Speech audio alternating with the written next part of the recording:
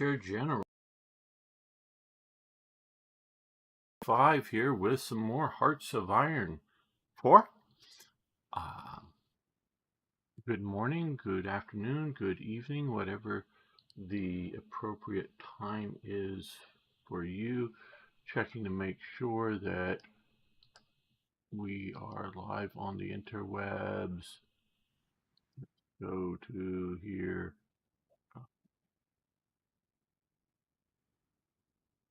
Is live there? Yes, it is. And are we live over there? Yes, we are. We are live there and there. So yes, we are here. All right, good. That's a good report. Okay, and we are playing, of course, as Germany. If I didn't say, we are basically it's me getting reintroduced to Hearts of Iron 4. Yes, I am doing well. Arno, how are you doing? Okay. We are setting to defend our borders here.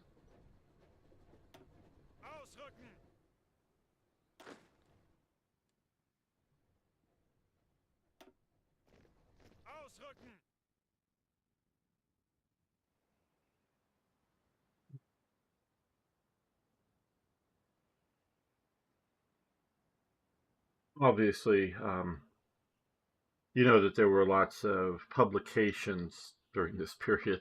I mean, that's just so obvious. But one of them was a magazine. Not sure if it was monthly or weekly, but I think it was monthly. It was called Signal, and it was put out by the Wehrmacht, not the Heers. I think it was the Wehrmacht, meaning overall the army, not the armed forces, not just the army, I believe, or maybe it was just the Heers. I don't remember, but it was something put out to the general public. It wasn't a like a training magazine or something like that. It was, but it concerned military affairs. And Arno, are you over? Did you say hi over on YouTube and I didn't see it, or you haven't got there? Oh boy, another arthritis attack.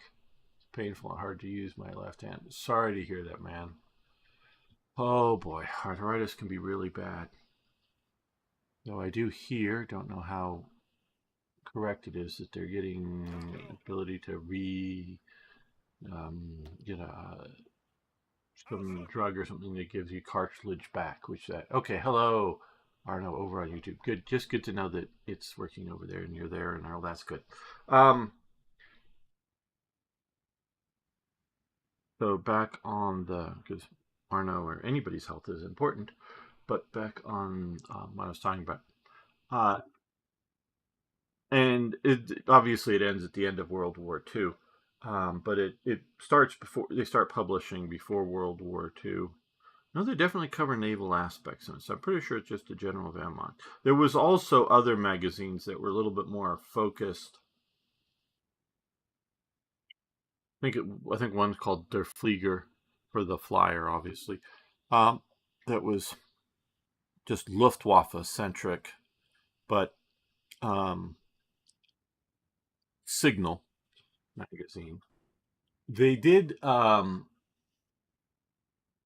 Yeah, I hear you. I know, I hear you. I used to take a lot of Advil and Aleve, and now I don't. Just actually, enough doctors warned against taking that too much. I would do, listen to me giving medical advice. I'm not a doctor right now, but just aspirin or Tylenol, actually, I think would probably be best long term. I don't know the most effective on relieving the pain. But like I say, it predates going into the war. But during starting in 1940 until sometime in 1944, they published the magazine in English. They also publish it in other languages too. But the reason they publish the magazine in English, well, I don't think any were going to England specifically. Who knows? They may have dropped some out of some airplane or something, but I doubt it. Um, some neutral countries, they might have released some copies there, Spain or Sweden or whatever, but um, might have. The Germans conquered and possessed the Channel Islands, and even though there's so very few people, one of the littler Channel Islands was entirely evacuated to Britain. Um, Smaller populations. The other Channel Islands were partially evacuated to Britain. Hey, ZZ. I've been good. My sleep last couple of days have been sort of interrupted a bit, but that's why I was late starting here. But I am doing well. So Britain knew it couldn't, once with France falling, knew it couldn't hold the Channel Islands, just not with the modern technology. It isn't the 18th century where controlling the seas was enough. They were able to control the Channel Islands through the whole Napoleonic era and whatnot that keep the French from being able to get onto the sea enough to take the islands. Um, so I don't have any copies of Signal magazine, but they put out, it was, I don't know, sometime in the 80s, I think. First one book that sort of covered the whole period, and then they did years of advance and years of retreat, two more books that were reprinting the most interesting bits from Easy says same. Also have some sleep issues. Unfortunately, I have sinus headache on top. Oh, sorry to hear about that. That isn't good either. See my just recent pain relief ideas. Um, yeah, it just like for me, it was just last night. Too much information time here, but not anything too much information. Around 7:30, I was just getting really tired and hard staying awake, and with it just being at home, there wasn't enough doing to keep me awake. So I went and slept from like about somewhere 7:30 to about midnight.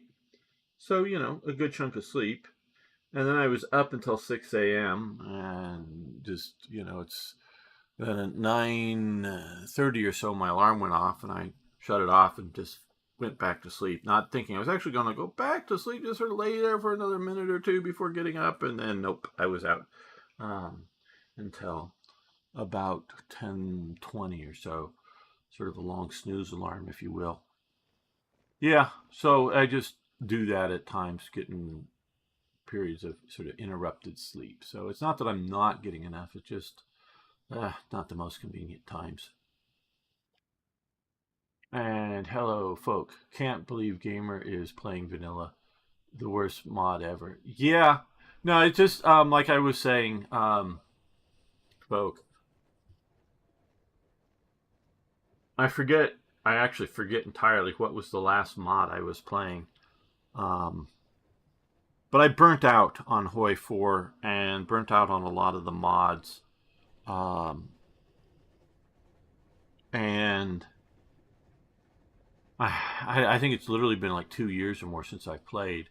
And a few weeks ago, it was Friday evening, I just decided, I want to check out all that they've changed with Hoi 4. I didn't buy any of the mods, or not the mods, the DLCs that I had gotten. The game is up to date short of that. I don't need, because I know one of the DLCs I think is just, South American focus, and okay, if it comes on super good sales sometime or something like that, I may pick it up.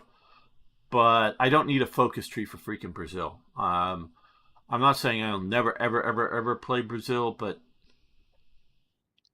and as again as an unmodded game. But I know there are some feature DLCs that I don't have. So this isn't all features possible, but it is some of the features. Okay, I think we're just going to build up some political power here. We're almost done building the Ruhr Dam, And of course, we are also in Spain. I'm helping to clear up the last of the Bilboa pocket. There we go. Okay. Next national focus.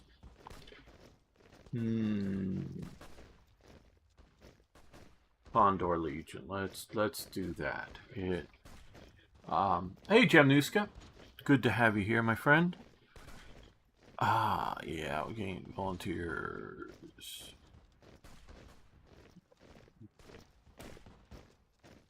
It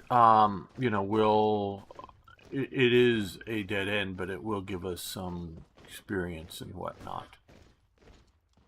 So, meaning it doesn't dead end, meaning it doesn't lead to other useful national focuses are required for it. Okay, so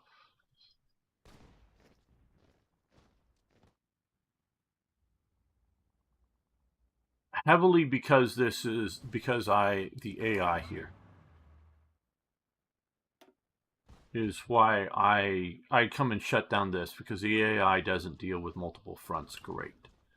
Now, I normally like to cut off Aragon here, or no, yeah, up here. It's a nice thing to cut off sometimes, or anyways, it triggers a separate one there. But I can see it's a pretty narrow line here that I want to. I'm not necessarily driving for the capital.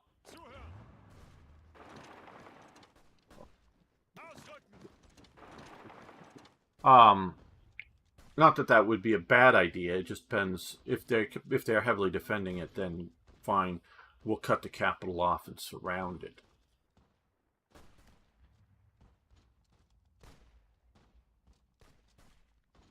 And you're right, folk.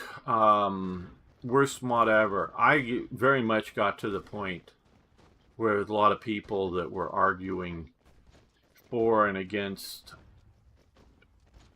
stuff on, things like, well, this national focus, blah blah blah blah. I just go, I don't care. I just want the features in the game, whatever the features may be.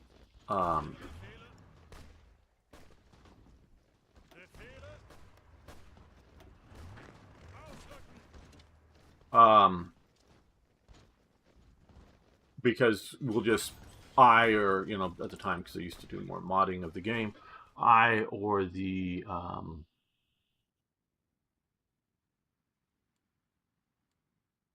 other people out there would just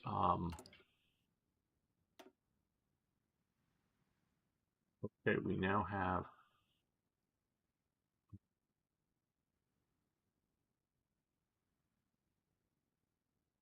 we don't have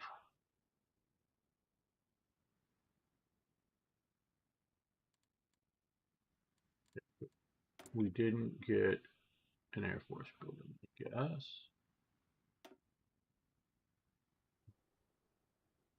Thought we did, but that was last week. Maybe I was just wanting to do that, didn't actually do it.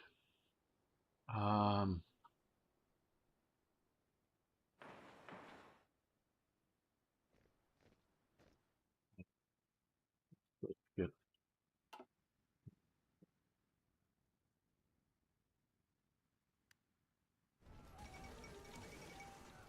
Ethiopia has capitulated. Well, okay, what are we missing here? We are missing chromium.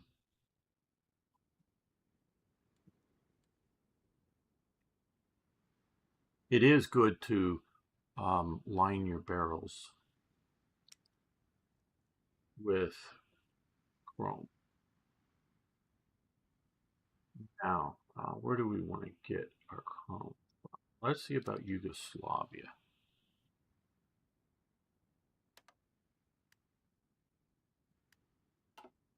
Okay, Ethiopia has fallen. Took me a while to come to this conclusion. And the reality of history is you don't often recognize things when they happen. Hey, Toy Jet, I'm doing very good. I hope you're doing well. And you may think that's odd or weird. Don't you recognize when World War II starts? Um, okay, everybody, here's a game for a chat, both in uh, Twitch and YouTube. I want everybody here to tell me not so much the date. You don't have to remember the date, but hey, ZZ, yeah, you two, tell me what event, if you will, or when does World War II start? Yeah. That is what I want you to tell me. When does World War II start? And so you don't recognize, and I'll get to when the war starts necessarily, or when things happen.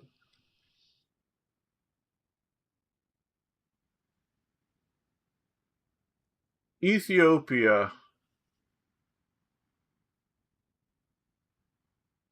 could be your you're saying that that's when World War II starts. I'm far from saying it does, but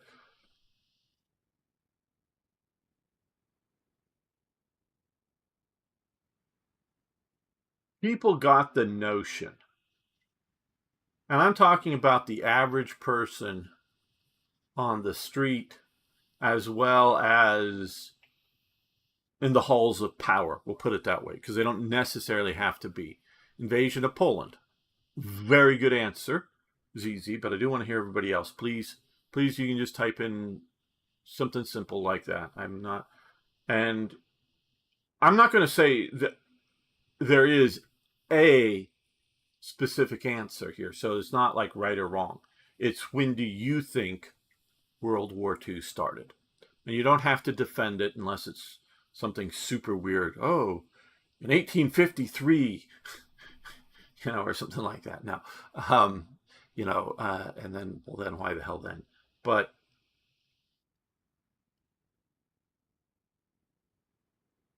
after World War One, and it wasn't just President Wilson of the United States. You could argue World War II starts from the second Sino-Japanese War. Absolutely. Hello, Butter My Pickle. I think I've seen you here before, but just maybe such a clever name, I thought I've seen it. Officially September 3rd, 1939. I believe that's Poland. Yeah, very debatable, and there are valid arguments before 39 being the start of World War II. Yes, yes. But like I was saying, in the halls of power as well as the person on the street, that this sort of weird symptom that we have been under, and I think to a point, is only just now, and a U.S. senator within the last, I think, 48 hours was blaming Trump for the end of the old world, is what he called it. But I don't know if, and I'm sure he's heard what the come on, Toy Jet, you're here, and folk, please, everybody, say when you think World War II started. Um,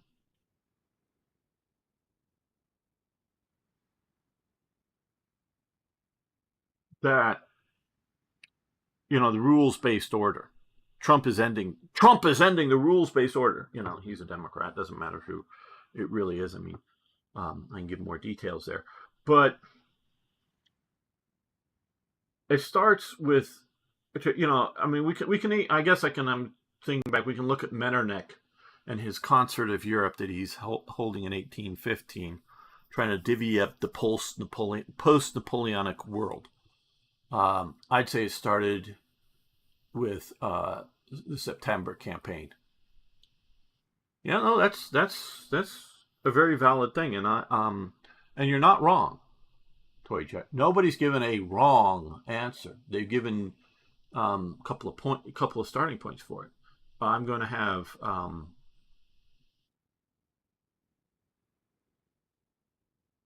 uh,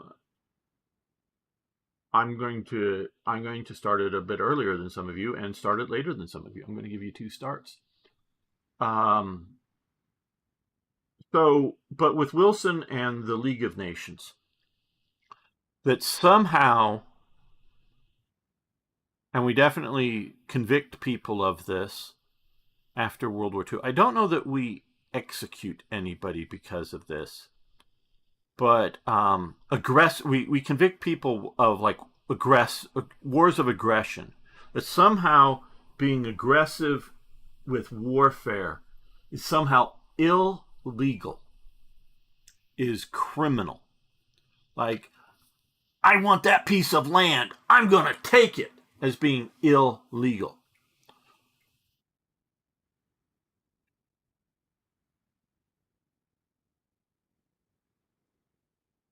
We can look at rules of war and later laws of war that have come about. There were rules or conventions, and I don't mean a bunch of drunk guys in a big building together, or a well, they probably may be drunk anyways. A bunch of statesmen all getting together somewhere, but I mean just a general conventional way of behaving, particularly in European warfare, with other bodies. Molotov-Ribbentrop signing Jamnuska, that's a very, very good one. You're getting your guys are thinking well. That, and I will argue two different time points in a moment here, and I think you'll both agree that those are very good arguable time points. And so between like I was saying, the for rules of war that was upheld mostly by nations who mostly upheld them. Meaning, when they were fighting some tribe in Africa in the 18th century or whatever, or earlier, there were no rules. You just did whatever you wanted to do, because Europeans, this was setting up some of the slave trade and whatnot. They just the Africans or whatever weren't fighting by a particular set of rules, so the Europeans weren't fighting by a particular set of rules or anything. It was just victory. Okay, so like I say, just wars of aggression were thought to be illegal. Just the mere fact of that. So that, and I find this entirely ridiculous. Any German political or military leader purely convicted upon waging wars of aggression at the Nuremberg trials, I think, is a miscarriage of justice. Oh, there's a lot of war crimes that they did. Okay. Flat up.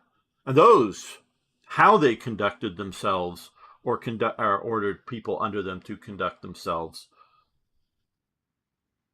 there are massive crimes, the whole final solution and all that other stuff. Okay. Don't get me wrong. I'm not saying you cannot be held criminally liable for what you're doing, especially if you had signed in those days onto some sort of Hague Treaty. I think the U.S. Military still upholds, and I think we should just formally withdraw from it. I think it's one of the Hague conventions or whatever, not to use quote unquote dum-dum bullets or deforming bullets, that particularly deform with the human body. Hollow point bullets. Our police will use hollow point bullets. Our non-military security forces, both governmental and private, sort of the, like in Iraq or even in Afghanistan, where, the mercenaries, I know they don't like to use that term, Americans don't. That's another thing that can be at times considered illegal. Mercenaries, just mercenaries. So I think they should, because of bullet technology, and oh, you can't use bullets because blended metal bullets that will stay together through a lot of types of hits. But once they hit the body, they sort of shatter and do very good damage. Um, that so our contractors, another euphemism for mercenary, as well as like civilian security kind of personnel, they can use them, including in war zones, but our military can't.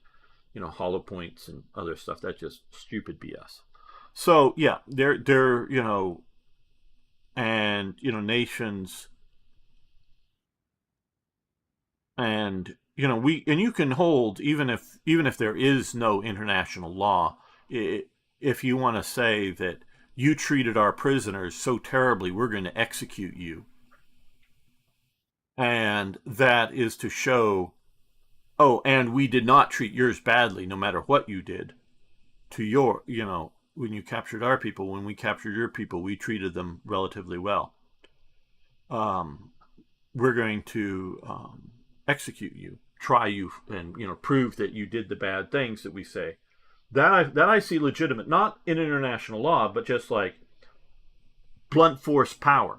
So Japan did not sign into some of these Hague treaties dealing with treatment of prisoners of war, but you can still hold them liable after the fact for how they treated American or Allied prisoners of war. And so we weren't in that case hypocritical. And again, I want to state, and this goes back to a really good sort of roundtable discussion back in the 70s when they were pushing a lot of these concepts. A prisoner only becomes a prisoner of war once you accept his surrender, and he is not trying to renege, run away, attack you, or whatever, going back into the fight. If a guy puts up his hands and says, I surrender, you can blow him away under international law. Because, as one of the things is, there might be 10 of them surrendering and there's only one of you, and you're sort of behind enemy lines. No way can you handle these 10 guys. Because even if, quote unquote, you can handle them, you can easily bump into other enemy soldiers that aren't prisoners, and you trying to handle these prisoners, can get you killed. So no, it's only once you accept their surrender, and that is still today by all civilized nations considered acceptable to kill enemy soldiers that attempt to surrender, unless you've particularly offered them surrender and they have successfully done so. You're not. You're not responsible for making them prisoners or whatever. So yeah, so even outside of any rules-based order, international law, rules of war, you can go, hey, you lost. Some of your people did thing bad. We didn't do thing bad, but you did. We're going to execute those people responsible for doing thing bad. You and other nations don't do thing bad. If you go to war with us, because if we win, and this could be any nation, this isn't just like America, I'm just saying, if we win, trying to make this as neutral as you want, we will hold you to these standards and execute people who do thing bad. Okay, that's perfectly legit.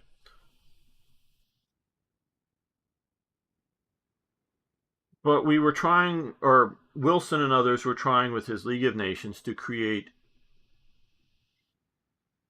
a sort of one world government. God, I hope someday we do have one world government. And, globalist versus nationalist. I'm trying to get in my Alex Jones type voice. But, yeah. Now, one world government and some people you could say the UN is, but that's just a joke if you really believe that. Um, it was supposed to be. It can be a very loose confederation that, so long as you're not doing a Pol Pot, a final solution in Germany, or a Rwandan, events like that. As long as you're not doing something like that, you can sort of kind of do mostly what you want, internally to your own nation. But, if you're doing that, or if you become aggression, yeah, I do at some point hope we have one world government. But I don't think humanity is anywhere near that, being able to have that. We don't agree enough on fundamental principles. I don't agree enough on fundamental principles to give China an equal voice to the US in one world government. That is why I think the UN, whether it's out of idealism or practicalism, being practical, I think the UN is a joke. I do not agree to it. So meaning if you look at the UN, starts basically with Stalin as a member. So Stalin running all of his gulags and everything. Oh yeah, Stalin, who's worse than Hitler. Maybe not as big a threat, an active threat, potential threat once they get nukes, obviously. Before Russia gets nukes, it isn't as big a threat to the world order as Germany was, just partially geographical position, partially because it's exhausted from World War II. But okay, so I won't belabor this point anymore. That the details of that, but the rules-based international order this doesn't end with Trump. This was just a few weeks ago. I came up with the answer of when it ended. It ended in 2014 when,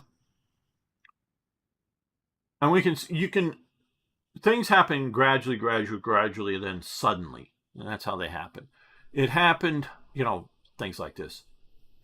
It happened when Russia took Crimea from Ukraine, and basically the rules-based order maintainers, who's Obama was president, but it would have, it probably would have gone the same way under Trump or under, definitely under Bush. I mean, Bush sort of pushes back when they try to take Georgia, but I think it was the weakness of Obama that, or the apparent weakness of Obama, that Putin thought he could get away with it, and he obviously did.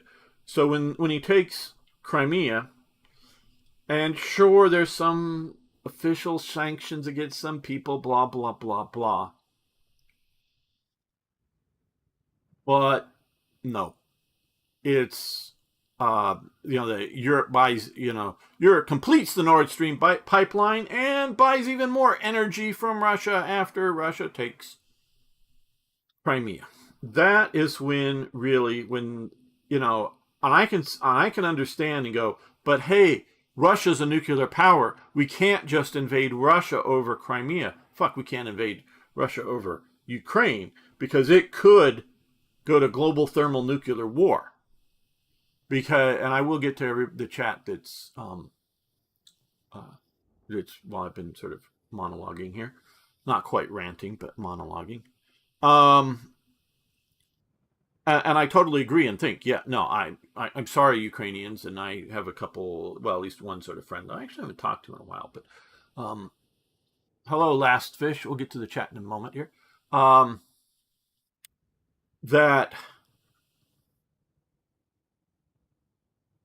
and I hope even the Ukrainians understand that global thermal nuclear war isn't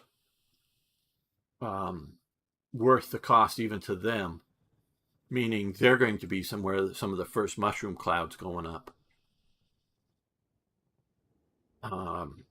If we go to that in a war, general great war over Ukraine. Who knows? That Crimea thing could be the start of World War III when they look back at it. Like I say, you don't often recognize it when it happens. Now, so that, and this is, I'll get back to Ethiopia here in a moment, and then I'll cover the rest of the chat comments here. I read them all, people, and comment them on all of them. Fortunately, there's so few that I can do that. Or unfortunately, I don't know. But so yeah, you often don't recognize big shifts, big starts when they happen. Okay, I will give you two events, not the exact dates. I know the years, but I don't know the exact dates. When World War II starts. Well, I'll give you three. I will give you three. One, the day the Versailles Treaty was signed. Okay, I mean that's sort of easy one.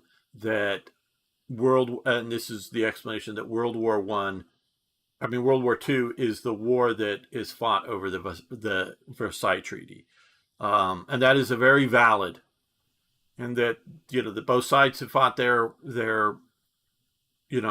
fought Germany to exhaustion, and the Entente powers outside of the remaining Entente powers, because Russia had disappeared.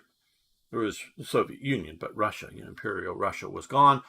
Republican, if you will, Russia, the Menshevik Russia was gone, which was also an Entente power, but the Bolsheviks were not. That's time one, is when the World War I starts. You could argue that World War II starts. You can argue that World War II was not inevitable, and I don't know that it was inevitable, but it definitely, that's one of them. Two,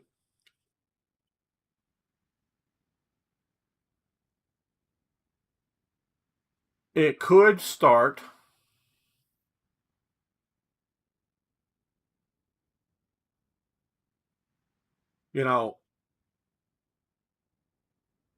is the war between Japan and I forget who, and look, I don't see, but between the Sino-Japanese, the Chinese-Japanese war, that starts.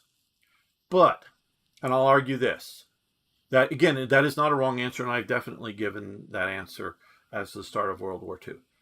But did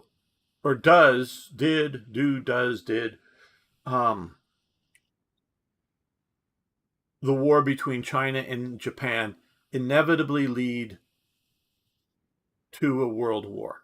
And I would say no. I would say that yes, Japan's inability to win in China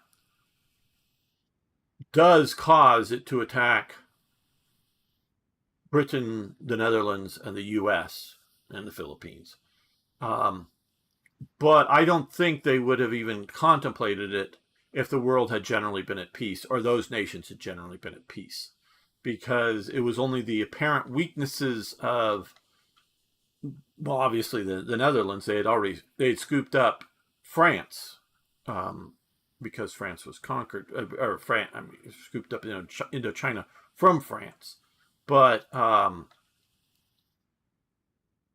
it was the apparent weakness of the British and the weakness of the Dutch being in exile. They thought they could do this easy. They thought they could take the Philippines, have one big naval battle, and then negotiate a treaty with the U.S. and the rest of the powers, and end that war, and allow, with the additional, forced America to send them steel and get oil from Dutch East Indies, that would fuel their war effort. That's a very good answer. But this is World War II. The Pacific War is part of it, most assuredly, but it is not. And so the World War II starts, I would say, with a military invasion of Czechoslovakia, and particularly the Sudetenland. Now, that was a military invasion that was unopposed. So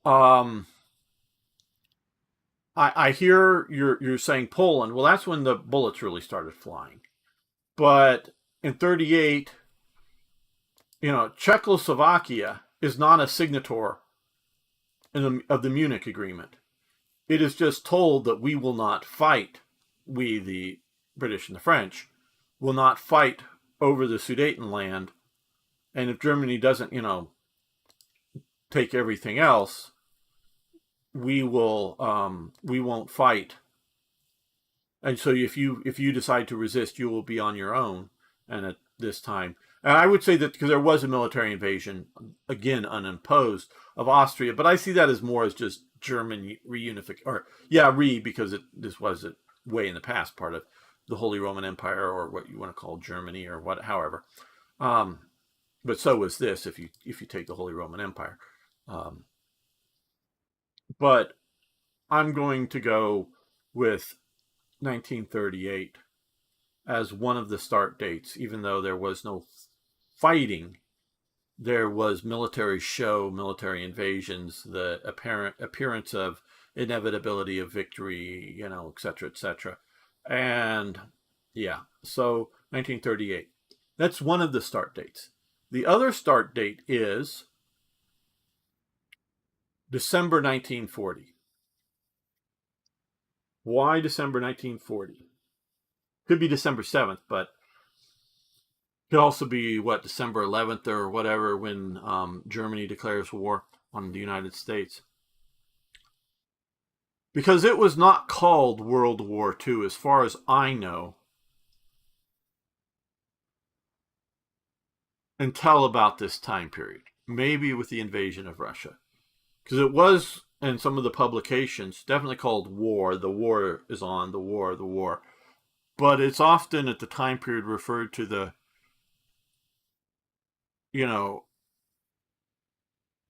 forget exactly, but like another Franco-German war or something.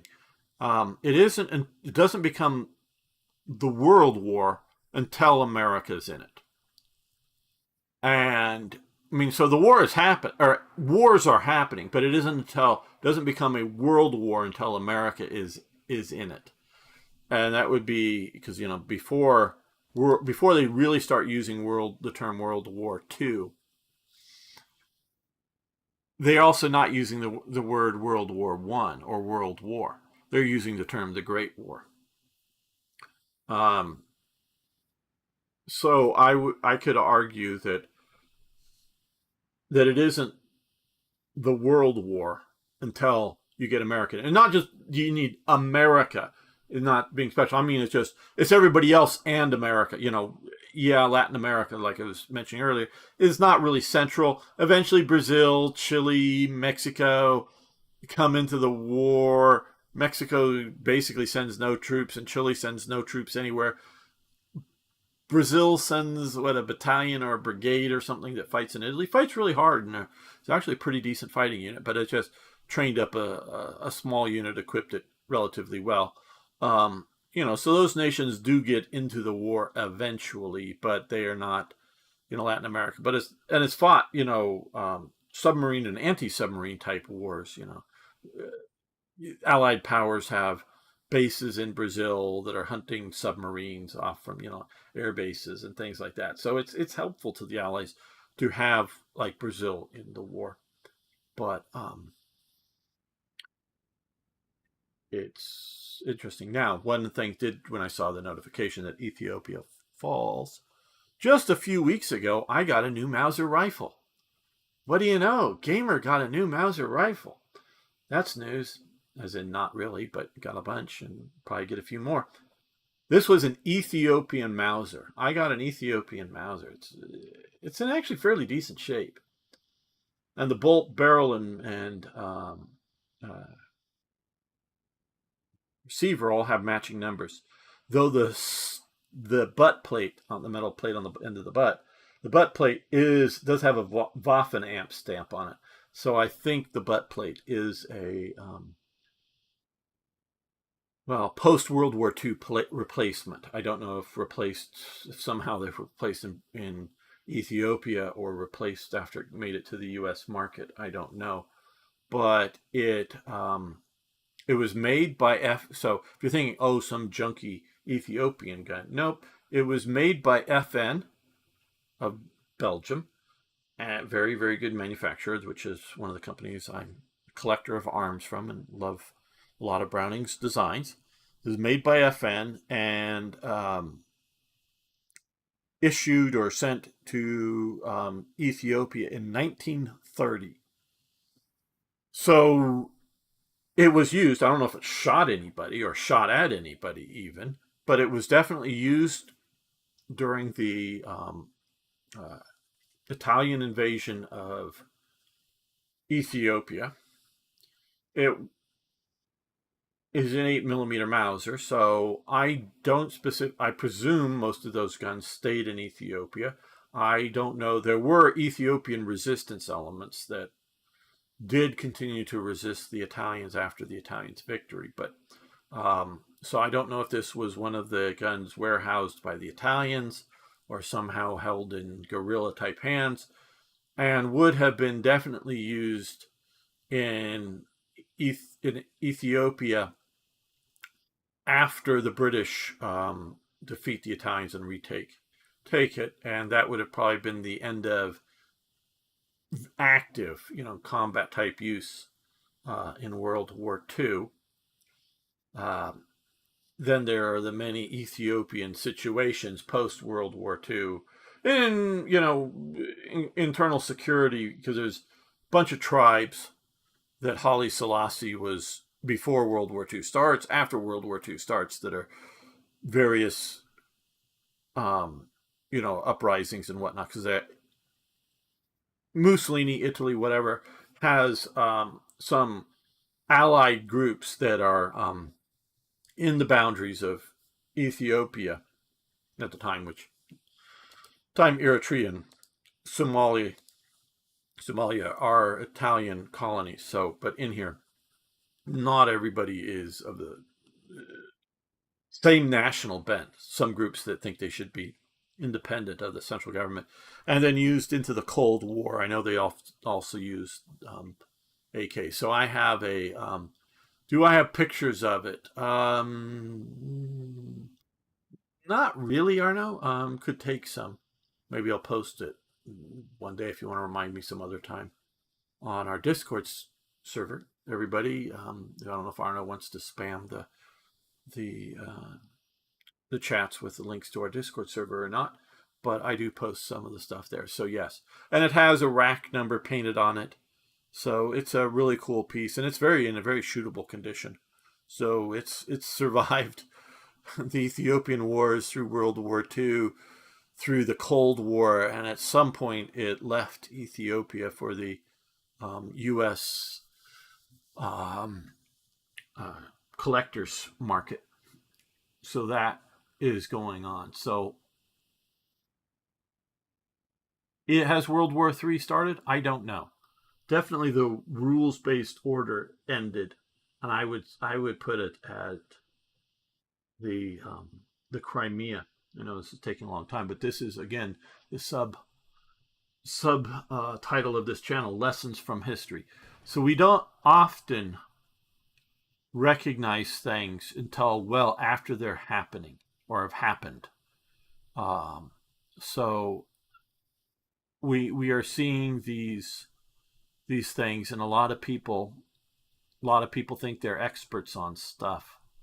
Now, I don't know of all of the talking heads on television, or again, people from the halls of power have come out and stated that it isn't Trump, or the rules-based order isn't just ending now because of Putin. Oh, I'm not saying Putin isn't responsible for crimes in Ukraine. Okay. I think he is. I know they're from reasonably good evidence. Again, I'm not sitting on a jury in a trial, but there's been reasonably good evidence that there have been crimes committed by the Russian invaders. But I do not believe the mere fact of the aggressive attack on Ukraine by Russia, that is somehow illegal or somehow criminal. So I fully endorse the idea for political pressure to sanction either individuals or nations, oh, that's fine. That's use of power. It's the U.S. has put out a list of names. I think I sort of remember one of them, but of individuals that are currently or recently have been members of EU governments that, because their attempt to censor the internet and whatnot, we have sanctioned them from coming into the United States. So unless they're trying to come in on some sort of diplomatic passport, and I don't even know if we'll let them then, for like official business. Because sometimes we will let in people that are sanctioned to come into New York to speak at the UN for the purposes of speaking at the UN. People like Gaddafi would come, stay here for a few days. At times he would come in, and somewhere he would make arrangements with some facility or something, and he had set up a huge tent that he lived in New York City, like in somebody's or a New York area, greater New York area, that he would stay there for 2 or 3 days or something, and then leave. And so he would stay in the tent, a tent that's rather luxurious, of course. Wasn't so much like camping out or anything, I don't think. But and go back while he was, during the Cold War and all this stuff, but we let him come in to speak at the UN for that reason. So some of these EU types might be able to come for some UN business or something, but otherwise they're sanctioned from coming. And these are Western European leadership elements that have been personally sanctioned by the U.S. government.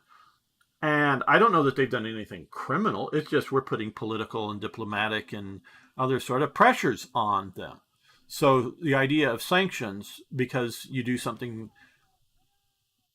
other nations don't like, whether as an individual or as a part of a government, no, that's perfectly legit. So yeah, but the idea of rules-based order is gone. And thank you, Arno. Let me check out the chat before we get to playing again. Okay, let's see. Japanese war, just trying to, debatable. The very valid arguments for 39 is the start. I'd say, okay, we're going through. Okay, Arno says, however, could you technically say as soon as the Great War ended, a very harsh punishment given by the Entente, which, yes, that, and I don't know if I subconsciously read that, but yes, that is, like I say, World War II can very, very much be seen as a continuation war of World War I, in that basically all of the combatants, even to the point of America, really isn't exhausted. But sort of outside of America, all of the significant combatants, maybe not so much Portugal or something, but all of the significant combatants of World War I become too exhausted, and they take approximately 20-year break to get fit enough, get ready enough to go back at the war. That is a very legitimate point. We will see steamer push timeline to 1940. Well, we'll see. We'll see, Last Fish, how far I get. Axis never collaborated each other's very well, I think. No, they did not do that very well, and that would include even just the European Axis members did not collaborate well. They did collaborate some. Italy sends an army to fight on the Eastern Front. Obviously Slovakia, Hungary, and Romania send armies to fight on the Eastern Front. Bulgaria does not. I don't think Bulgaria ever declares war against the Soviet Union. Finland will only go back to the old this border with Russia. Will not let its troops leave this original border. Will allow Germans to attack out of Finland, but will not themselves leave Finland. They'll do bombing raids and whatnot, but they won't try to take territory. And so that even but there are and like the Army Corps know, the army, not corps, but the army that Mussolini sends, meaning it's multiple corps, that sends into, you know, the east, or onto the Eastern Front. No, that's, you know, put under an army group commander and is reasonably well coordinated with other units in that army group. You know, it's not just running around doing its own thing as it feels like. No, it's fighting in coordination as much as any other corps and divisions are fighting on the Eastern Front. Tactically, they're doing their own thing. You know, how you know, when they're given a section of the front to hold, or they're given part of the front for an attack, you know, plan. They're doing that entirely on, you know, how they want to do that on their own, however good or bad. And I'm not just talking about Italy, but Romania or Hungary or whoever. They're doing that, um, you know, on their own style and their own whatever. But they're part of it. But national coordination, you're very, very true that they never did that well. And I would argue they don't even do it well, or as well as they could with Japan, because Japan does not, you know, Japan enters the great, you know, the big overall war without any consultation with Germany. It just does so. So, you know. Okay. Thank you, Arno, again for posting the Discord channel.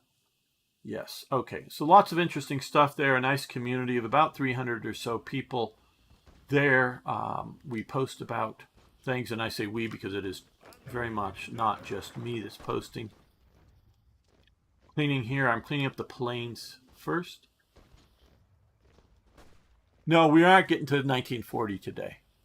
Sorry, I'm just looking at 37. We might get to, you know, near 38, 39, but it was just March 37. But we're back to actually actively playing. And so, like I say, we're attacking here in the plains, and we're going to go up and attack here next because we have our armored unit that will not fight well in the mountains. And we have an infantry division, which will fight okay in the mountains. But we can use it here in... And so, like here, I am not fighting coordinated in any great sense with my, you know, Spanish counterpart. Oh, you put them into here. Help defend this. And this province here is hilly, and so is that one. So we should do okay with the armored division. So maybe we could. I don't know if we're going to take Madrid, but we'll definitely see. Okay, we can now do special projects. We are now have something available, and I really didn't care about the Schwer Gustav. Okay, we are.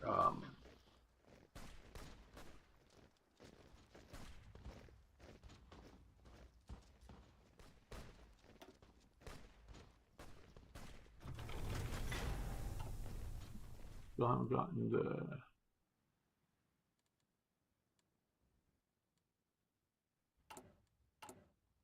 That isn't done yet. Okay. All right, so we got the Condor Legion, anti-Comintern pack.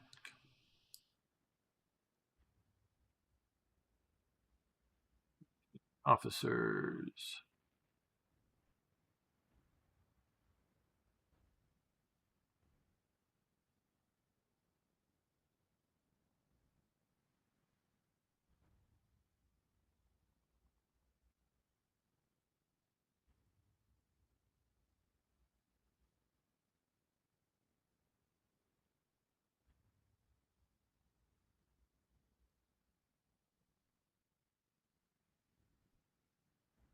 Okay, we'll institute price controls. Help with the MIFO bills issues here.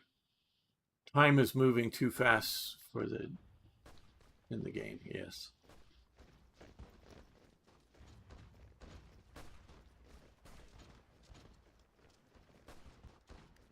Defended against their counterattacks. Let's drive into here. Interwar artillery. Nice, nice. Okay, we are in 37. So let's come here. And now we have 1937 technologies available, and we will start here.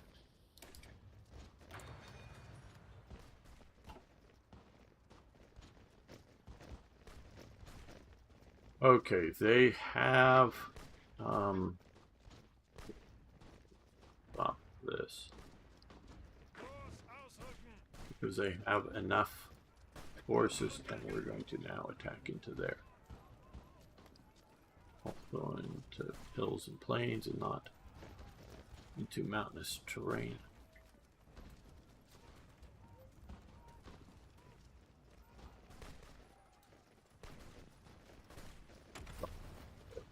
Okay.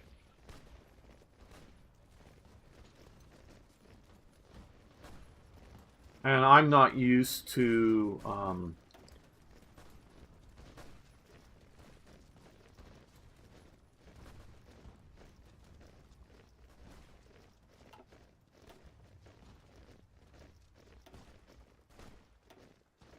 oh, we could do Great War Infantry.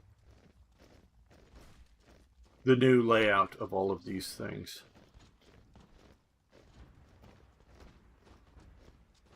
Okay, we'll do that. Did I not want to do that?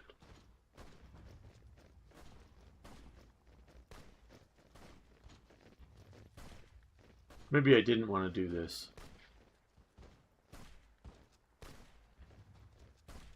Ah.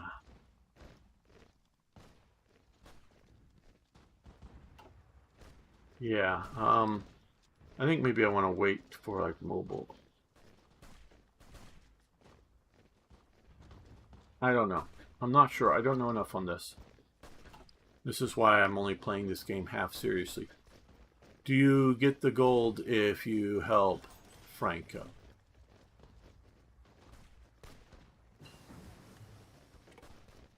I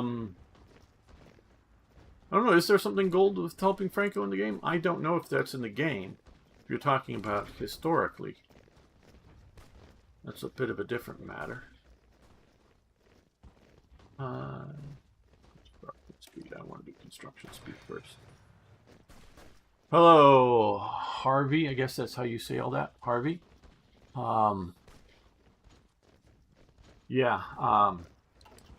I know of some of you who've listened to me enough before about this story. You do know that Germany, I'm going to do air quotes here, gave weapons and munitions to Franco during the Spanish Civil War. Well, that really is a lie. Germany sold weapons to the nationalists. I don't know if they ever, I don't know, I mean, I could be wrong because I don't know everything. God, I don't know everything. But at least mostly Germany sold weapons to Franco. And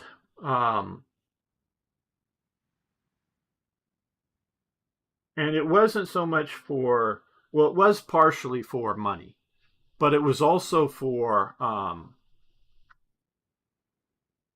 resources, meaning most of the money that Germany was getting was spent on resources in Spain, that the resources were going, because Germany, and then we just saw the price controls.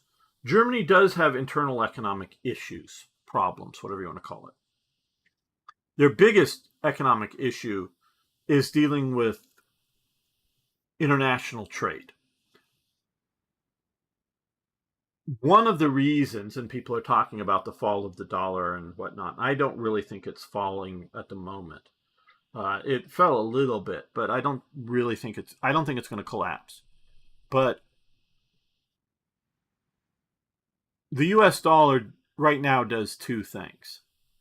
It allows you to buy things in America, We don't really. I mean, some nations buy our resources or something. We have become a somewhat. I mean, we're still heavily industrialized people. Don't get me wrong on that, but we have deindustrialized a lot, and Trump is trying to change that. Whether he will or not is another question. Whether you like Trump or not is another question. But he's trying to reindustrialize America. But they like the dollars because they can buy stuff from America, but also because it is sort of the reserve currency. Um, so that if you are, in Thailand and you want to buy something from Taiwan, Taiwan will accept dollars. They don't accept whatever the Thai currency is. They don't care because there's not enough people in Taiwan that wants to buy something made in Thailand to make, it worthwhile. So there used to be like the British pound sterling, particularly, was an international reserve currency. So when one nation wants to buy something, or merchants, not necessarily the governments, but people in that wants to buy something in another nation, those nations would accept pounds because that was an international trade currency on of its own. And that is what the dollar is today. And so to a point, so is Swiss francs, which was probably the same back then as well. The British pound still is. The EU is, or not the euro, I should say. But I was thinking the EU's currency. But the euro is. Those are international reserve currencies as well. Not the currency, but currencies in which two non-members of use that currency will use that currency to make exchanges. Germany currency is not a currency that's accepted. It's had hyperinflation, so nobody outside of Germany wants it, unless they're going to buy something from Germany itself. And Germany does sell things like Zeiss lenses or things that you like binoculars and whatnot. That when they can afford them, they want those products. But there's not a large amount of people wanting German products enough. So Germany has a real severe currency issue to try to buy stuff outside of Germany. It's not terrible inside of Germany. I'm not saying that there aren't issues, but it's not terrible. It's where it's really bad is trying to buy stuff internationally, particularly for Germany resources. Well, Spain has a bunch of resources and a bunch of them that Germany would like to have. So Franco is uh,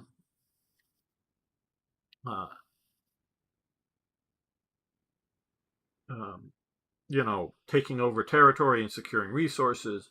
So Germany sets up to and sends technical advisors. They're using local Spanish labor, but using some technical advisors and some machinery, I believe, to get mines and other things working again. If they had been damaged in the war, but this is during the fighting here, not just at the end of the war. And at one point, Franco realizes, or his staff does, and talks to Franco, etc., that hey, what we're selling this stuff to Germany for is a lot less than it is for on the international market. So Franco or the diplomats or whoever, informs Germany, Hitler, that, hey, we're going to just sell these resources on the international market. And the German response is basically like, oh, you want to do that? Sure, go ahead. We're going to stop selling you arms. Do you think anybody on that international market is going to sell you arms? Oh, wait. No, they're not.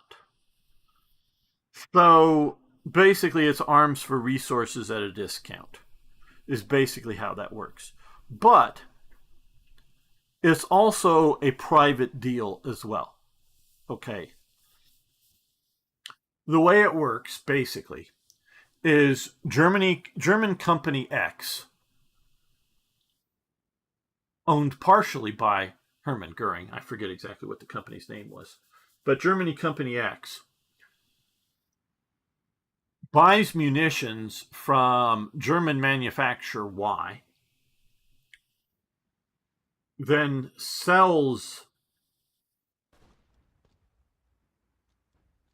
munitions to Spain for Spanish currency. German Company X sells the currency, the Spanish currency that is useless outside of Spain, to German government for Deutschmark or Reichsmarks. So the German company now has Reichsmarks in the bank. The German government now has whatever the Spanish dollar or whatever it's called. Dollar does come from the another history aside. Soldato and dollar have the same sort of idea, root language in Spain as something that you pay a soldier.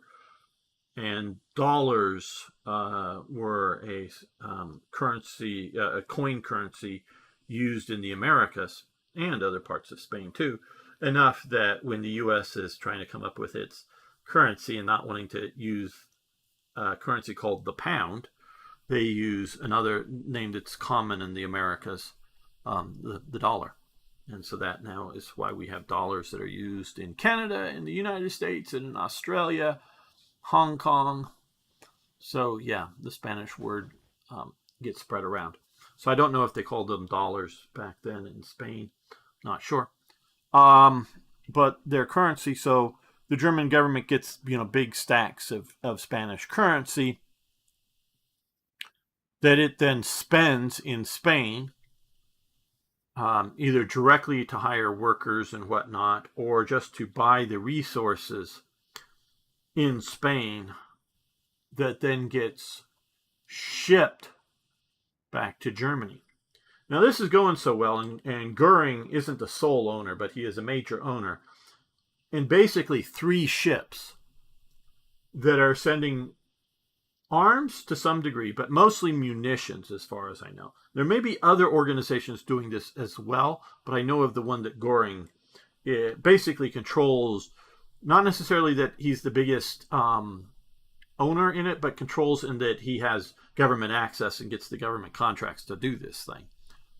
So gets government approval to do it. So he's basically in control of it. So Goering is the one working with another man who's running the operation. Spain is under an arms embargo, and there is an international an international blockade of Spain that's supposedly stopping war materials from going into Spain. And they are, and I say supposedly, you'll get this in a moment, that the ships that are going around and are patrolling off of Spain, and I know at least 3 of the nations that are providing ships, naval ships that are patrolling the waters off Spain to enforce the blockade of arms coming into. One of the nations is France, another nation is England, and another nation is Germany.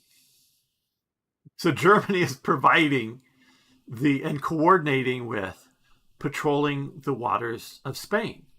Now you think maybe the Germans are letting the German merchant ships know when it's all clear to head into a Spanish port?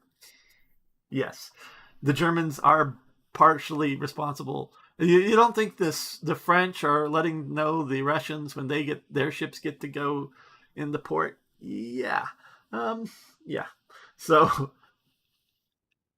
it's a lot of BS stuff. One of the German ships gets attacked by quote unquote Republican aircraft. Don't know who's flying it. Probably Russians are flying it. And gets attacked. Is it the Prinz Eugen or something, or is it the Deutschland or whatever? One of the ships gets attacked and significantly damaged. I mean, not like nearly sunk or anything, but I mean like a bomb hit or something onto it. I forget the details, but it gets attacked out there. So yeah, the Germans are monitoring or patrolling for keeping arms from going into Spain while they're sending arms into Spain. Yes. So yes, that's going on. Now, also, Goering thinks that this is really great. We're making tons of money. And I wonder, you a history teacher in high school or college? Well, last fish, as I told my good friend Admiral Teague, who is not a real admiral, but Admiral Teague, when he asked a similar sort of thing, and my response is, I'm not a communist, so no. I think it's required to be a communist to be a teacher nowadays, in the United States at least. Um, so yeah. So Goering thinks this is really great. He's making money. The cartel, or whatever you want to call it, the group of people are making lots of money. Why don't we buy 3 more ships and sell munitions to the Republicans? And so they do that. So Germany not only is supplying Franco with 3 ships that are going back and forth, back and forth, back and forth from some German port to some Spanish port, literally back and just constantly going back and forth, loading up with arms and munitions, lots of ammunition. The war just, uses lots and lots of ammunition. And they get 3 more ships that are going back and forth, back and forth, back and forth about as fast as they can, supplying the Republicans. And the Republicans are paying them like in gold or international currency, because they're getting gold and international currency from various pro-Republican, places, either by the governments of like France or England or something like that, or from subscriptions, people donating money. So international currency. So they're getting international currency. And this then, of course, the currency is, I think, mostly, I don't know if all of it or whatever, I think mostly is again turned over to the German government. So Goering and pals are getting Reichsmarks, while the German government is getting international currency to be able to buy things on the international market. So, yes, like Captain Crunch is not a real captain. Yes, no. Well, Admiral Teague sometimes does show up in chat here if you ever hear again.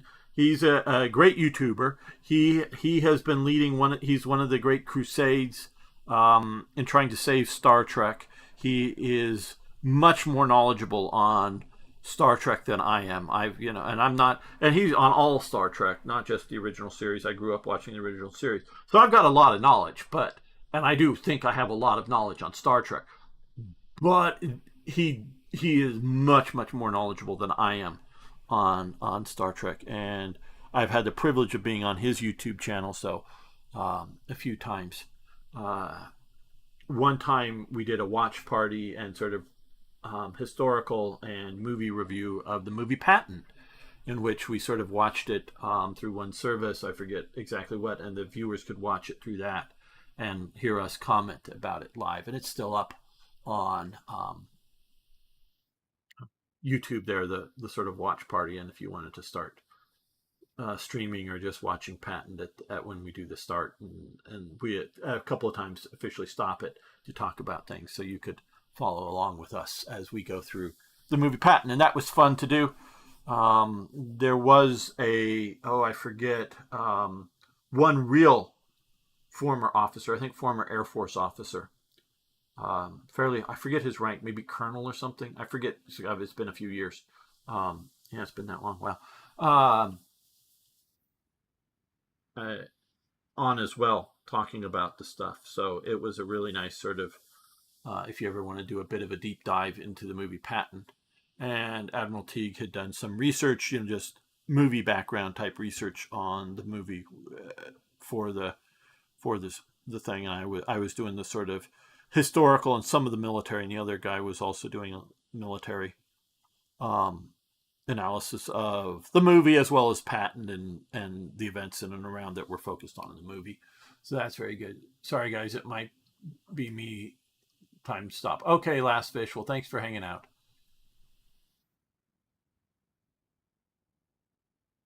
You made time stop, not that you're leaving. Oh, I get you what you're saying. Yes, maybe. Yes. You ask questions, you get me diverted. Next, you're going to tell me that Colonel Sanders isn't a real colonel. Well, I think Colonel Sanders really was a real colonel. Now, a Kentucky colonel, which was basically something either given by the governor or whatever of Kentucky, or sort of a title sort of bought, with a donation to some fund or something. I'm not saying bribery. I don't know enough about Kentucky colonels, but you were like made a colonel in like Kentucky's militia or whatever. So Colonel Sanders of Kentucky Fried Chicken, the actual original founder and president, and for a while spokesperson. I know they have clones of him who some look more, some look less like the original Colonel Sanders. But I do believe he was a real Kentucky colonel in what that is. So, and the states, until the 20th century at least, had a long tradition of state militias. I'm not talking about the National Guard. I'm talking about state militias.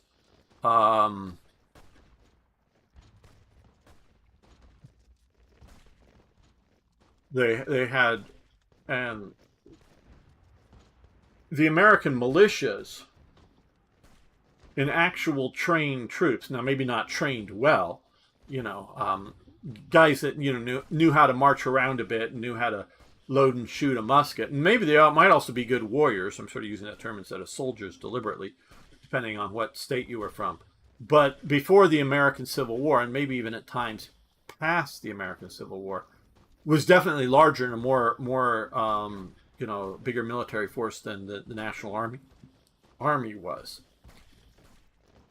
And yes, they were definitely rife with patronage and certain levels of corruption, and you could become a militia or state militia unit commander by providing enough guns and uniforms that you wanted. And some people, and was it J.P. Morgan or one of those New York financiers that set up a militia company and actually used it for a while to fend off people trying to literally use force, a private army in function, to fend off like process servers or something over some of the stuff. You could look at some of the history. I think it was J.P. Morgan.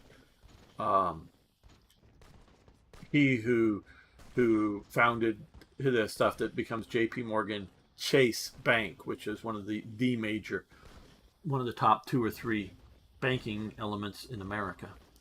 Let's do rubber processing. And okay, we got all that's taking a long time. Okay, so no, I definitely hadn't built one of those, I don't think, before.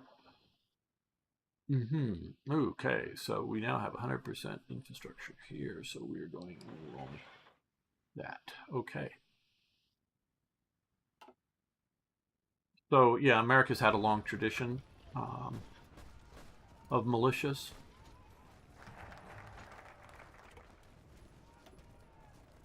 Okay, so that will reduce the MIFO bill elements. It also has some negative elements. Okay, trade deal with Sweden. Again, those, I know some of you have been watching most all of my episodes here, but I have a tendency to really focus on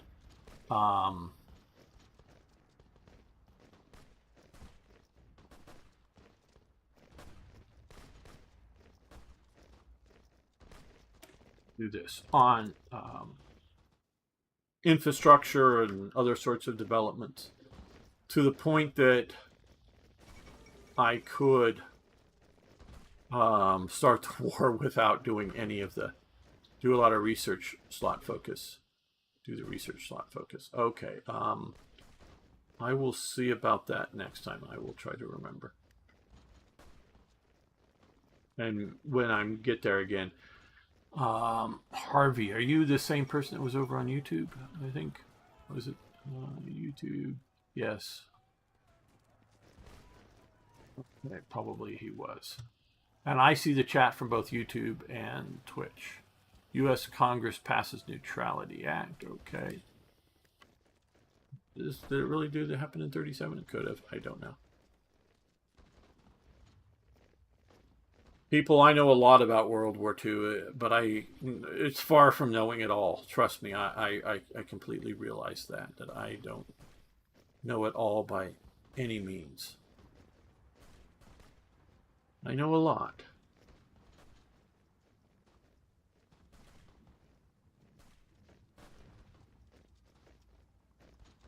Yeah, same person. Cool.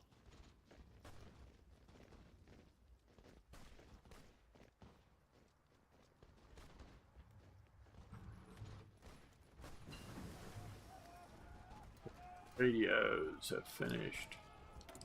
Okay. So yes, because partially because of dates. You know, when you get to research something efficiently, if you will, and but also partially, yeah, we have some two German divisions fighting in Spain, and maybe I should send some air power, but I'm just not at the moment. But how good my doctrines or other equipment are really aren't affecting things right now, where this will affect development and production now. So I do these early on.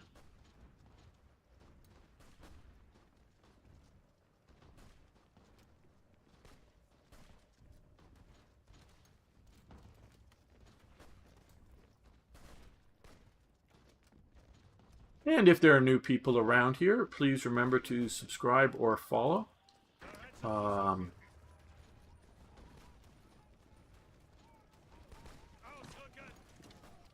These other guys.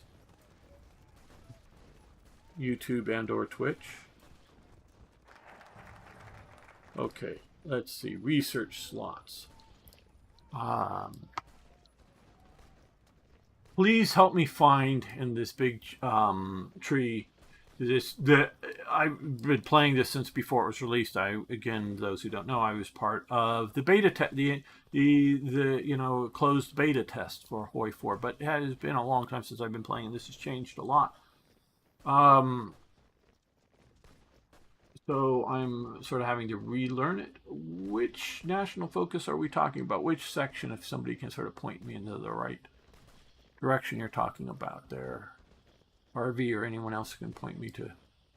Is it here? Oh, building slot. No, military factory. That's nice. Very nice.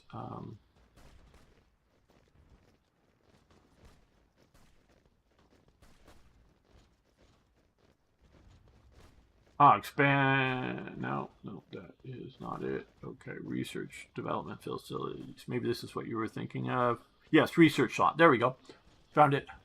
Found it. Thank you. Yeah, good. Thank you. Focus in the middle. Yes, that's what you're talking about. We'll do that right away.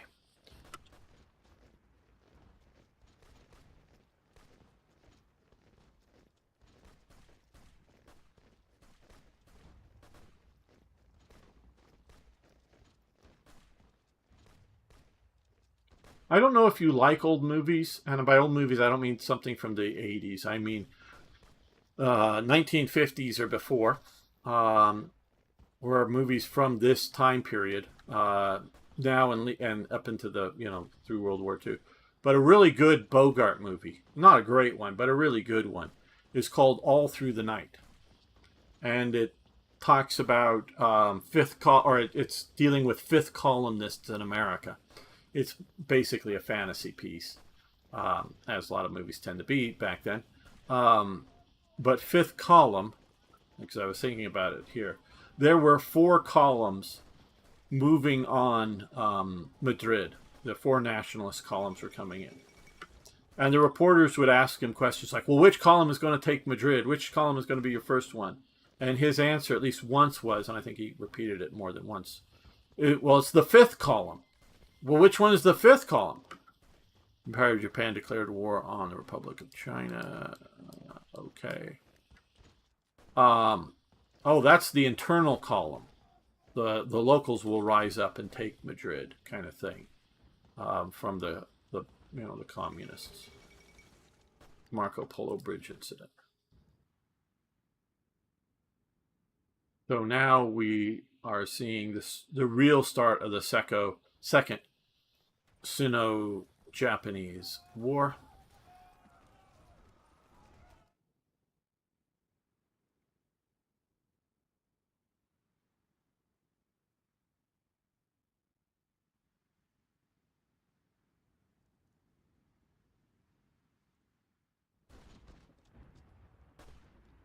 People can be so stupid.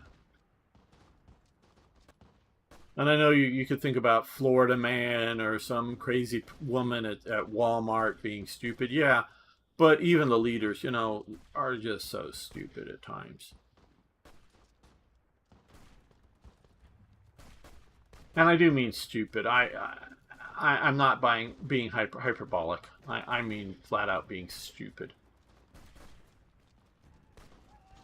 When will you send air support to Spain? Well, I'm worried about things, Arno. One, and I'll say this. I hope you enjoy my playing of this. I don't know that, like, there's some of the doctrine stuff that I'm not. Okay, well, now we can do some of these others because I wanted to do these all. Yes, now we're going. I wanted to do armored spearhead. I think. There we go. Unlock. Wanted to. I don't know these well enough to really play a proper game. So, not that we won't get to the war eventually, the general war eventually, invading Poland and France and all that stuff. But I'm not taking this very seriously. I'm just really learning the mechanics. I don't. Here, actually, yes. I really don't know how much. I mean, it would probably be a good idea, but I'm still, such a deficit, even with the few units that are already sort of on the map, if you will, supplying them with air power. I don't know that I'm doing enough production at all or production balance.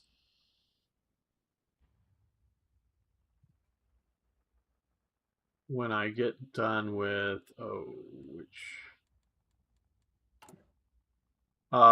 with this, which this should give me some more rubber processing, which I may then shift some of the infantry equipment to something like aircraft, which requires rubber, which I did not want to do too much trade for. I mean, I do understand some of the depths of this game, and I understand that I would be getting new vehicles I could build or anti-tank guns. More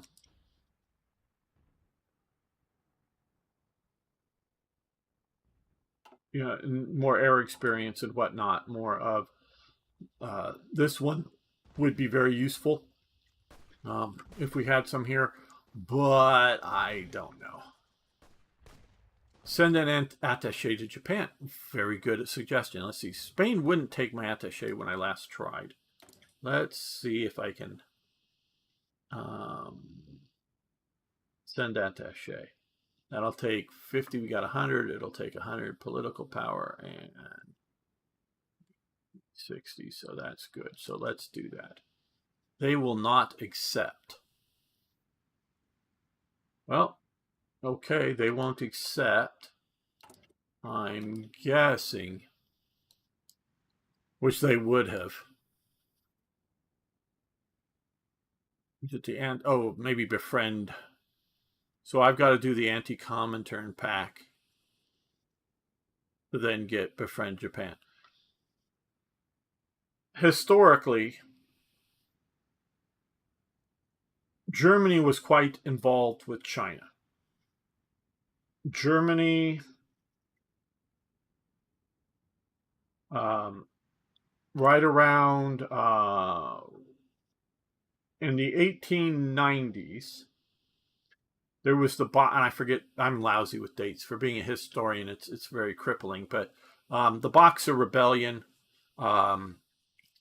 is a rebellion that is only pseudo against the government, the imperial government.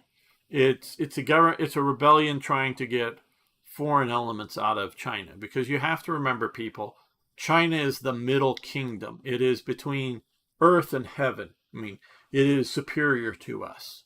It is so superior to us, you do not realize how superior to us it is. And they still have this mental attitude today. So the Boxer Rebellion is going on. Germany is, along with France and Britain, primarily those three, are trying to some degree carve up China into economic zones, sort of exclusive economic zones, if you will. They are trying to get little bits and pieces of land, but not really too much, though Germany does sort of in Qingdao here gets some of the largest here to set up a trade colony kind of thing. It's not even colonizing and colony, which I don't think is wrong at all. But yeah, trade colony, I guess that does sort of work because it's not really trying to replace like the local people with Germans or anything, but it's a place where Germans get to live under German rule while trying to trade with China. So Germany is quite involved with China.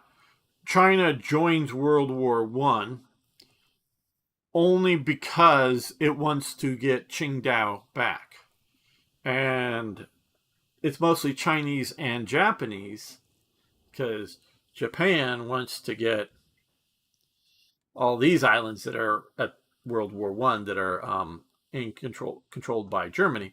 Wants to get those. Siege the fortress city here. It is sort of a fortress city, and take it eventually. China does send a division or two of troops, quote unquote, to France that even from the beginning everybody knows they're not going to do any fighting. They're just a division or two of semi-trained men that are doing labor. They're soldiers, but they're not trained well enough, it's thought, and probably not, to go fight on the front lines or anything like that. Or I don't even know if they're given guns to come to Europe. But they're, loading and unloading trains, or doing other sorts of very needed labor for the war effort. Not so much like doing farm labor or anything, but like I say, lifting and hauling kind of stuff. So yeah, that's sort of what's going on with that. And so in World War One, after World War One, Germany does sort of come back to China, and it's I believe von Falkenhausen or whatever. He leads, or is the main guy who leads the German military training element to China. And Germany sends, or sells, I should say, some Panzer Ones and other equipment to China. They equip 2 or 3 divisions worth of well-trained Chinese troops that are basically destroyed in the, not entirely eliminated, but as a sort of modern fighting force with their equipment are destroyed in the Battle of Nanjing. Hello, Marcel. Good to see you here. I think I know who you are. My friend Fritz, I believe. Good to see you, my friend. So the German training mission here, and it's in the hundreds of soldiers. It's not into the thousands, but it's into the hundreds. Is very involved in training up the nationalist army. Well, leading up to and after it starts, Fritz indeed, yes. Good to see you.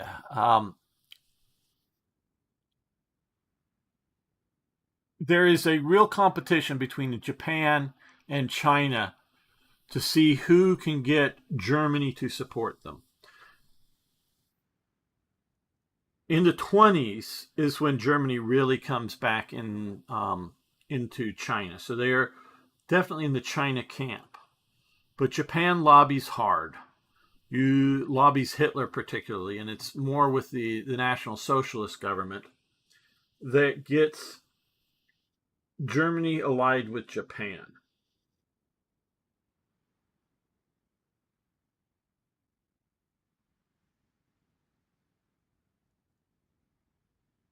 And it's done, a lot on, like I say, on sort of political similarity, a lot on we're both super races to conquer the world, blah blah blah, and Hitler buys into this. But I really think all that is smokescreen even for Hitler. I think Hitler's looking at from his perspective which nation of the conflict is stronger, and Hitler wants to go with the stronger side.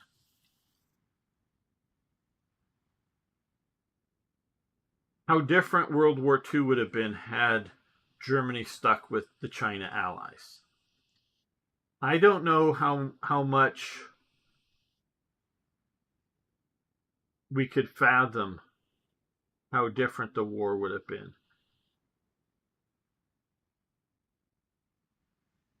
I think, this is just an I think, it's not an I know, and I'm contemplating it as I'm speaking. I think Germany's continued, and once the war breaks out, and only after the war breaks out, after the Marco Polo Bridge, is the German military mission to China. And it's not even, I don't think immediately, but it's after a little while. I'm not sure exactly the dates. I have to look that up. The military mission is withdrawn from China. Because up until that point, it was sort of like, well, we can sort of like, be buddies with both sides, but then it eventually becomes clear that they can't.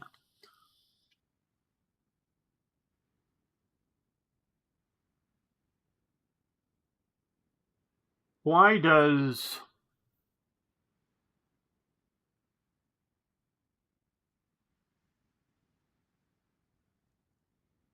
I'm trying to think of some, why does Britain get involved in World War II? What is at stake with Britain to be in conflict with Germany? Hitler and the Nazis, even very early on, they have a few pseudo-British exiles in Germany. I'm thinking of one, I'm not for sure I'm remembering his name, that are around the Hitler clique. Germany, or Hitler and crew, very much acknowledged that they fought Britain in the First World War. But they see the real sort of enemy from the First World War as sort of being France and Russia.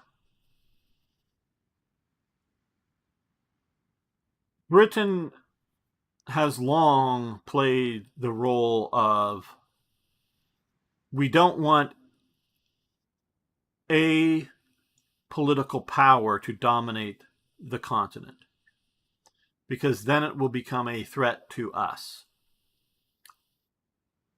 So for a long time, they allied with nations like Prussia against France, because France was under Louis the whatever, and I do mean multiples of them, not just I can't remember which one, but under Louis the whatever, there is a danger of French conquest. Earlier on, we can see that there's a danger of Habsburg conquest. And I use that term a little bit because it's not so much German or Austrian, though, of course, Austria is part of the Habsburg Empire. But when the Habsburgs are the real threats to Britain is when they own Spain. Because, at times,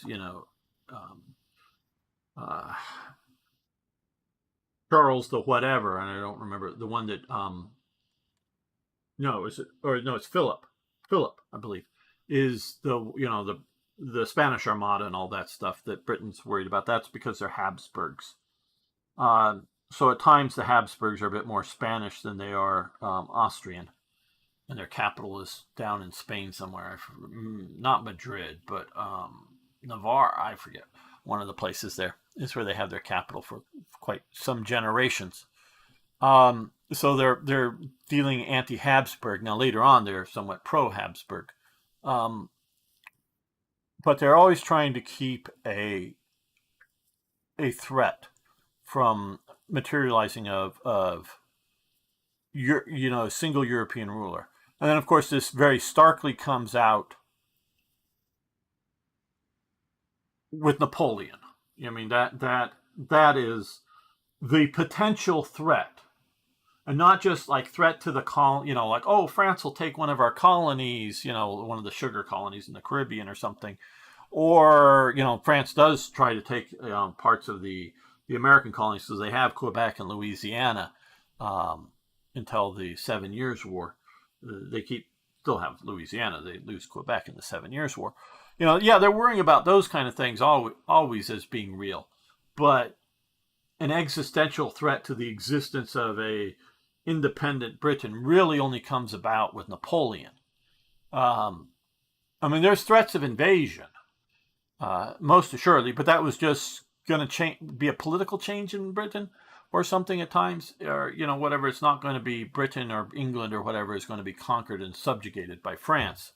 Now, I'm not talking the medieval period. I'm talking about like the 17th and 18th and maybe even earlier in the 16th century. Yeah, that's what I'm talking about. Those sort of the Renaissance and later. There really is not. It's more of a threat of a unified Europe that really only happens under Napoleon. That it becomes actual threat to Britain, but there's always that potential threat there. Well, to make Britain worried about things is the coming of the German Reich. Is the German Empire is getting too strong. So up until Kaiser Wilhelm II building his grand fleet to rival the British fleet, which there is not a direct political conflict between Willie and George, who were cousins. If you look at photos of the two of them, they look very closely related, and their grandmama was Queen Victoria. So that's how closely they were related to each other. They had the same grandmother. There's not a real political conflict. Oh, yeah, Germany's trying to pick up some colonies, in the Pacific or somewhere in Africa that might threaten some British colonial possessions somewhere or something. But there's no great political conflict. And so long as there's a balance of power on the continent, well, Britain's pretty cool with things. But that grand fleet, meaning something to rival Britain, and I don't really know why. I'm not a big studier, as Dino, who mostly shows up for War Thunder, another German friend of mine, really does study Kaiser Wilhelm, World War I, Bismarck, and all that, and he knows that very well, much deeper than I have, and has definitely helped enlighten me on some topics. But I really don't know the motivation, whether it's just personal pride. I want a fleet as good as my cousins, almost literally that kind of thing. Or like Japan, and I know I've talked about it, when the American fleet shows up, Japan gets truly a shock at how backward they are. They maybe see themselves as very sophisticatedly culturally, and they are. So is China. They're very sophisticated cultures, very as the world goes, very well governed. It's definitely a bit more medieval of their structures, and they do modernize that as well. But Japan realizes that it's a backwards country, and once it realizes that, it looks around the world and sees what the fuck is happening with China and decides it is not going to happen here. So they modernize. Don't necessarily, and some elements are westernizing, yes, but they're not. But they don't become Western. They stay Eastern. They stay Japan at its core, but they're modernizing. And they see powers that aren't fucked over by other powers need to have an empire. And they're mistaken in that, because we could look at something like Switzerland. Well, it hasn't had an empire, and it hasn't been fucked over by anybody in the modern sense. Now, Switzerland has modernized. It is not just a bunch of goat herders or sheep herders in the mountains of the Swiss Alps. They are, they've learned how to make cuckoo clocks. So they've definitely modernized. So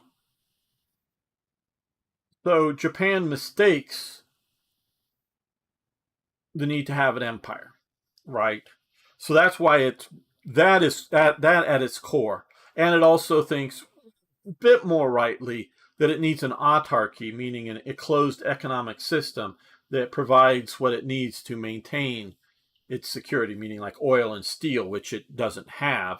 It gets a lot of steel from Manchukuo, as some elements of the reasons of why they invade Manchuria. And I try to use these words specifically.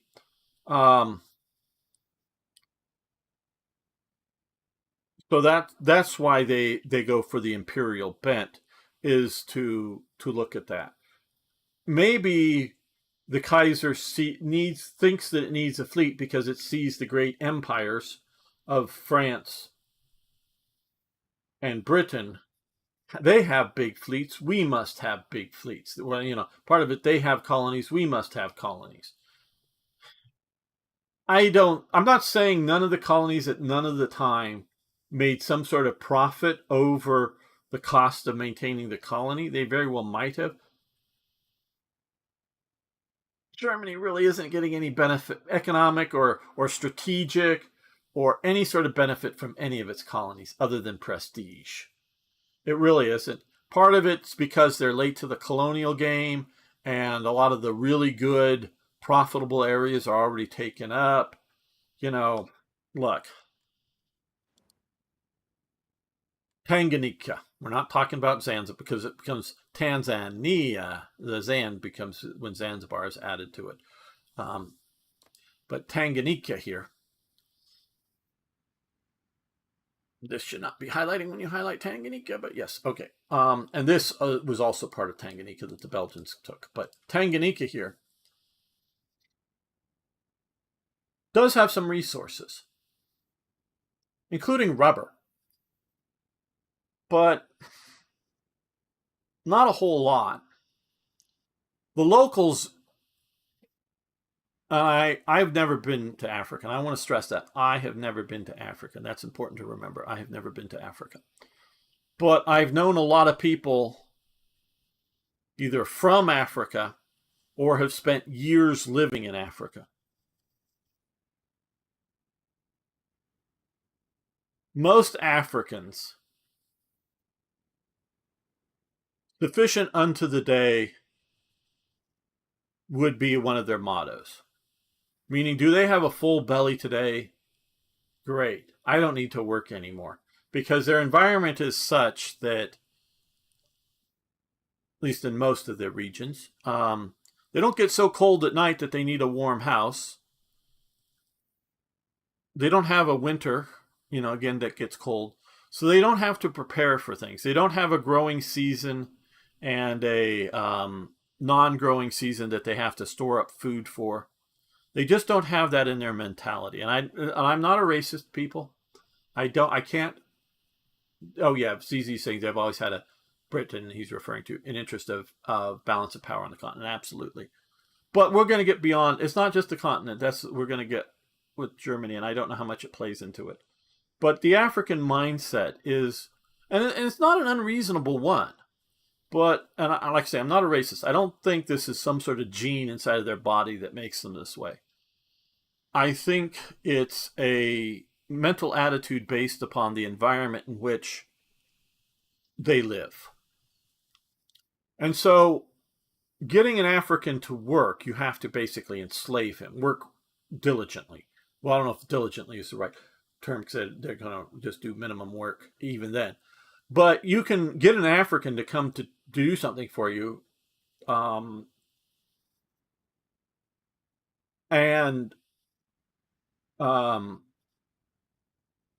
they used to, at one of the factories that a friend of my dad's, like I've known people who lived in Africa from many different sources. They get these people, and they would feed them lunch, and they stop working because now they're full. They've had food. Why are they gonna? They were there. Yeah, money. Yeah, but food. Now they're done. They would also at times they learned not to do that. They'd feed them at the end of the day. So you work your however many hours. I don't know if it's 8 hours or whatever. Not every because the guy because I talked to him for a few hours when he was back visiting the United States. He was still actively living in an African country, which I remember, but I'm not going to go into. And I was very interested, and he gave me a lot of insights on the African work mentality. So they would feed them like at the end of the day, the workers. They also, at times, because for the company, it was easy for them to buy large bags, huge, one that you can lift to yourself, but put on your shoulder and kind of carry kind of thing, or maybe in Africa on their head. But you got to have good posture to do that. People get that straight neck to carry the weight on your head. It's actually good for your posture to a point. I mean, too much weight is too much, but a good amount actually helps with your posture. But they give them like a sack of rice, because in that part of Africa they wanted rice to eat, and then they wouldn't show up for work for weeks because they and their families were well fed. So it doesn't matter what part of the month you feed them. It's just like at the end of the month. No, it just they would stop showing up to work. So they stopped giving them large bunches of rice, in sacks at a time, because they were good. They didn't need to come to work. They got and they definitely saw it as a hey, I work for food, or I work for this reward, and this wasn't a slave kind of thing. They weren't enslaved. They knew their work provided them the means to live, but there was no ambition to better themselves. Most of them. And then the guy did say that there were individuals that were African. These weren't necessarily people raised by white people or taken off at some point to go to school in some European, whether in Africa or some other place, some other school. No, there were just some individuals that were just somehow different, or looked around and go, if I do something a little bit more, I can better myself. There were individuals that way that were, but they were the 10% or the 1% or the whatever that would actually try to be good, work diligently. Some would, become sort of that idea of middle management within the system, and that they were smart enough, learned the trade enough, not just like guys bossing other guys around, but actually knew how the factory worked, and not just knew what their little job was, but learned things. And this also, it goes to why I'm not a racist but a culturalist, because there were individuals that would see the light, as it were. I'm not saying there are certain groups of people, and how you measure IQ is probably wrong when you try to measure, when you build an IQ test for one culture and try to give it, and I'm not just talking Africa, I mean build a sort of a European-based IQ test, and then you try to give it to Asians. I don't know that really translates, and I don't mean just the words or whatever, but translates to Asia necessarily, to evaluate their intelligence quotient level compared to European. You would have to develop one that was sort of Asian centric or something, if you know what I mean, to get the way that intelligence is. So I don't prescribe this to intelligent levels. And we can look at African Americans like Justice Clarence Thomas, the black African, who's very dark African, which tells me he has because some of them are a bit more brown, so they have a bit more European ancestry, but he's very dark African, African American, so he's more African, and he is a brilliant scholar. I mean, a brilliant man. He isn't just like some of these conservative black people that just sort of learn the talking points. No, he is a deep thinker. You can also look at Thomas Sowell. He is another very, very deep thinker. He's a bit more brown, so he's probably a bit more European, but he is a very deep thinker. So this is why I am not a racist. Geneticists may come up with certain genes, including within European races, and I don't mean French versus Germany. I mean just gene tracks of why some families move towards the elites versus other families. So yeah, and someday scientists may be able to point these out more clearly, but I don't think have the knowledge here now. And I definitely don't have the knowledge. So I'm a culturalist. I look at, and this also, comes down to, it's like I say, there's few individuals that are different. Individuals are individuals. Cultures, or people and groups, are cultures to me.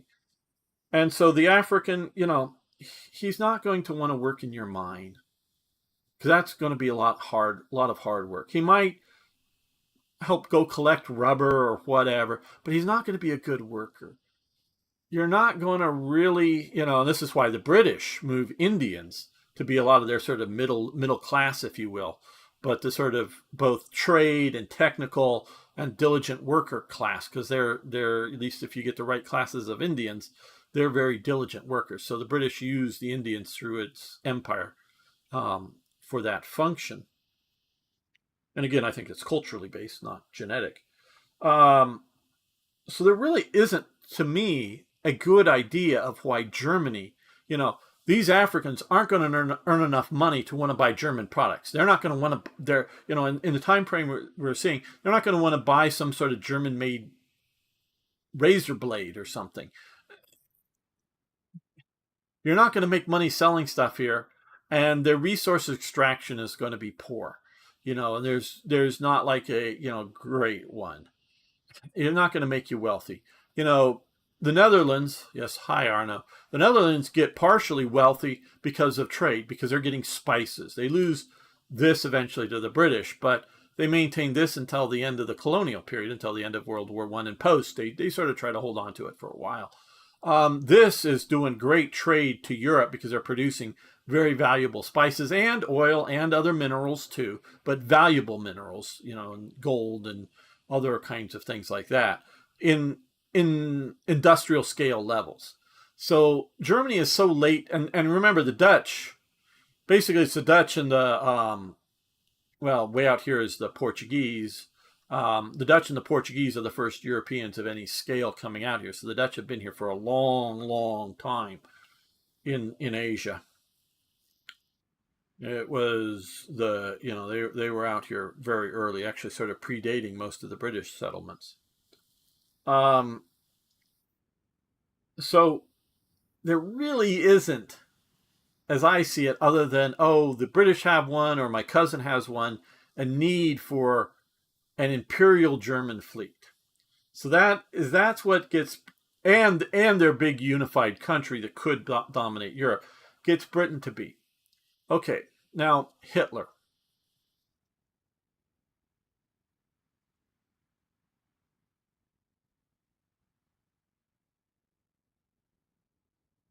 Hitler becomes a threat.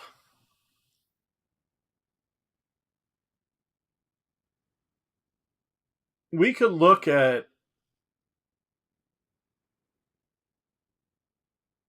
some nation like Canada or Australia, which are nominally independent, even though they're part of the British Empire.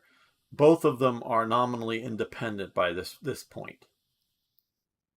They're part of the Dominion. They're part of the trade functions. Basically,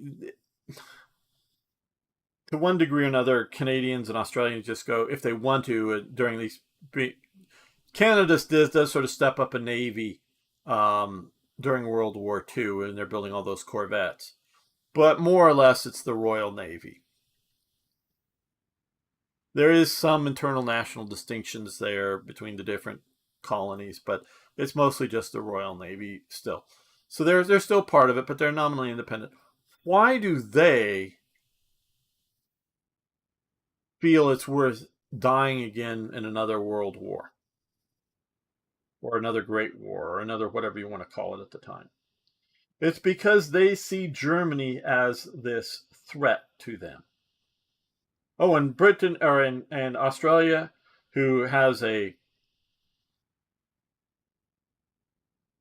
very troubled history during World War I, is how the British treated the Australians and whatnot during the war.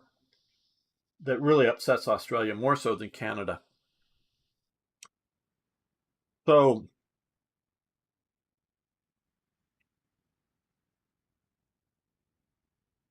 Germany, so if Germany had not allied with Japan, and it becomes very apparent that they even, because they withdraw all their forces from China and whatnot. Had Germany not been seen as a threat, had Hitler been not seen as a threat, because in 1937, which we're right now in August, or in 1939, you have the Soviet Union out there.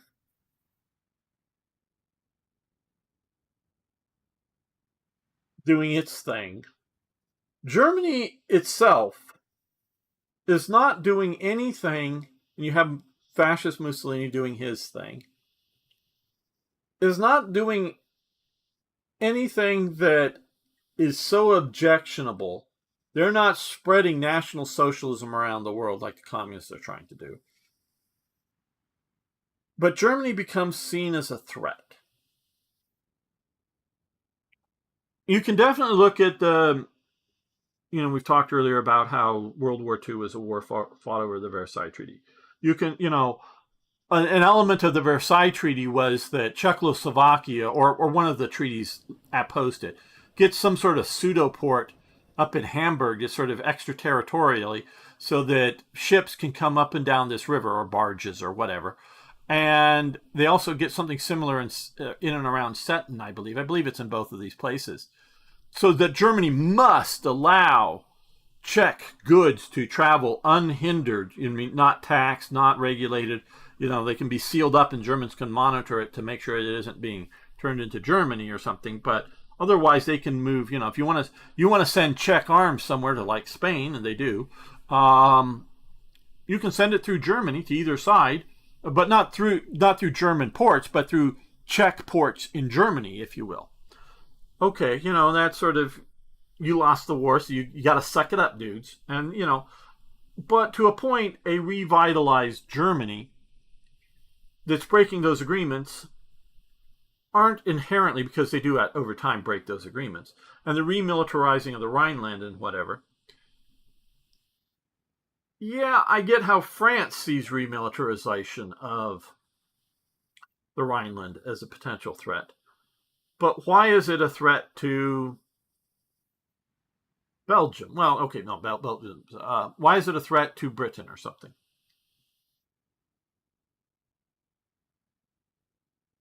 When Germany can picture its actions to the world as reunification of Germans, and had they stuck to that, not taken Czechia, just taken the Sudetenland around it, had they not demanded the whole, and there are some Germans living there, yes, the whole Danzig corridor, but had they just absorbed, if Hitler had been smart, okay, Hitler understands German politics very well. Hitler is not good at international politics, okay? He is bad at international politics. And I studied in the few, and hello, let's see.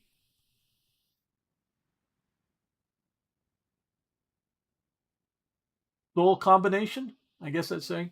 Could you do a Japan Black Ice run sometime soon? Probably not sometime soon. I don't know if I'm going to get back to playing Black Ice anytime soon. I'm presuming you're talking about Black Ice for Hearts of Iron 4. I do have earlier playthroughs of Japan on my YouTube channel if you want to watch them, but it probably won't be sometime soon.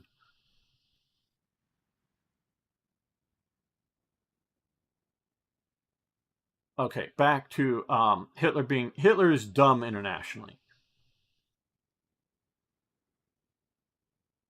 Hitler should have left it stay and take the Sudetenland, left Czechoslovakia to exist, to then, because Hitler's goal, short term, was a war. Hitler wanted a small, and a key word here, small war. Hitler saw Mussolini before 36 and 35 go to war with Ethiopia. Hitler wanted a training war. Hitler wanted a war to have his armed forces fight, to learn modern techniques. Hitler wanted that. Hitler tried to get that with Czechoslovakia. But Hitler was afraid, very much afraid, of a general war with the Europeans.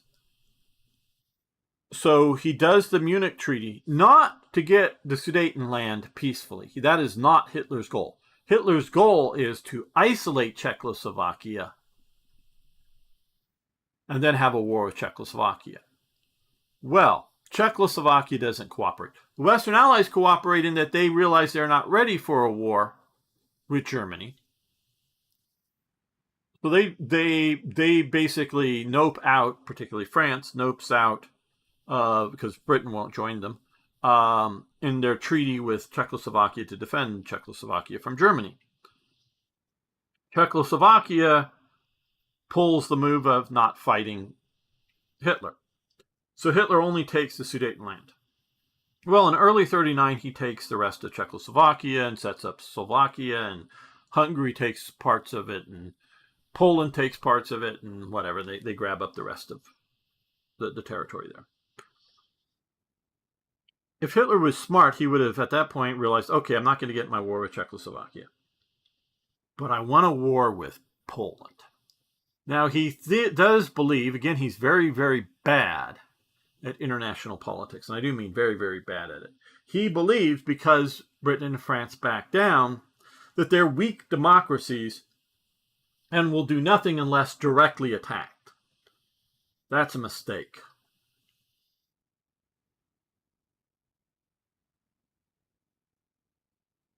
But he believes they won't. He is still very, very, very afraid of the Soviet Union. So, as one of the people mentioned, for the start of the World War II was the Ribbentrop-Molotov Pact.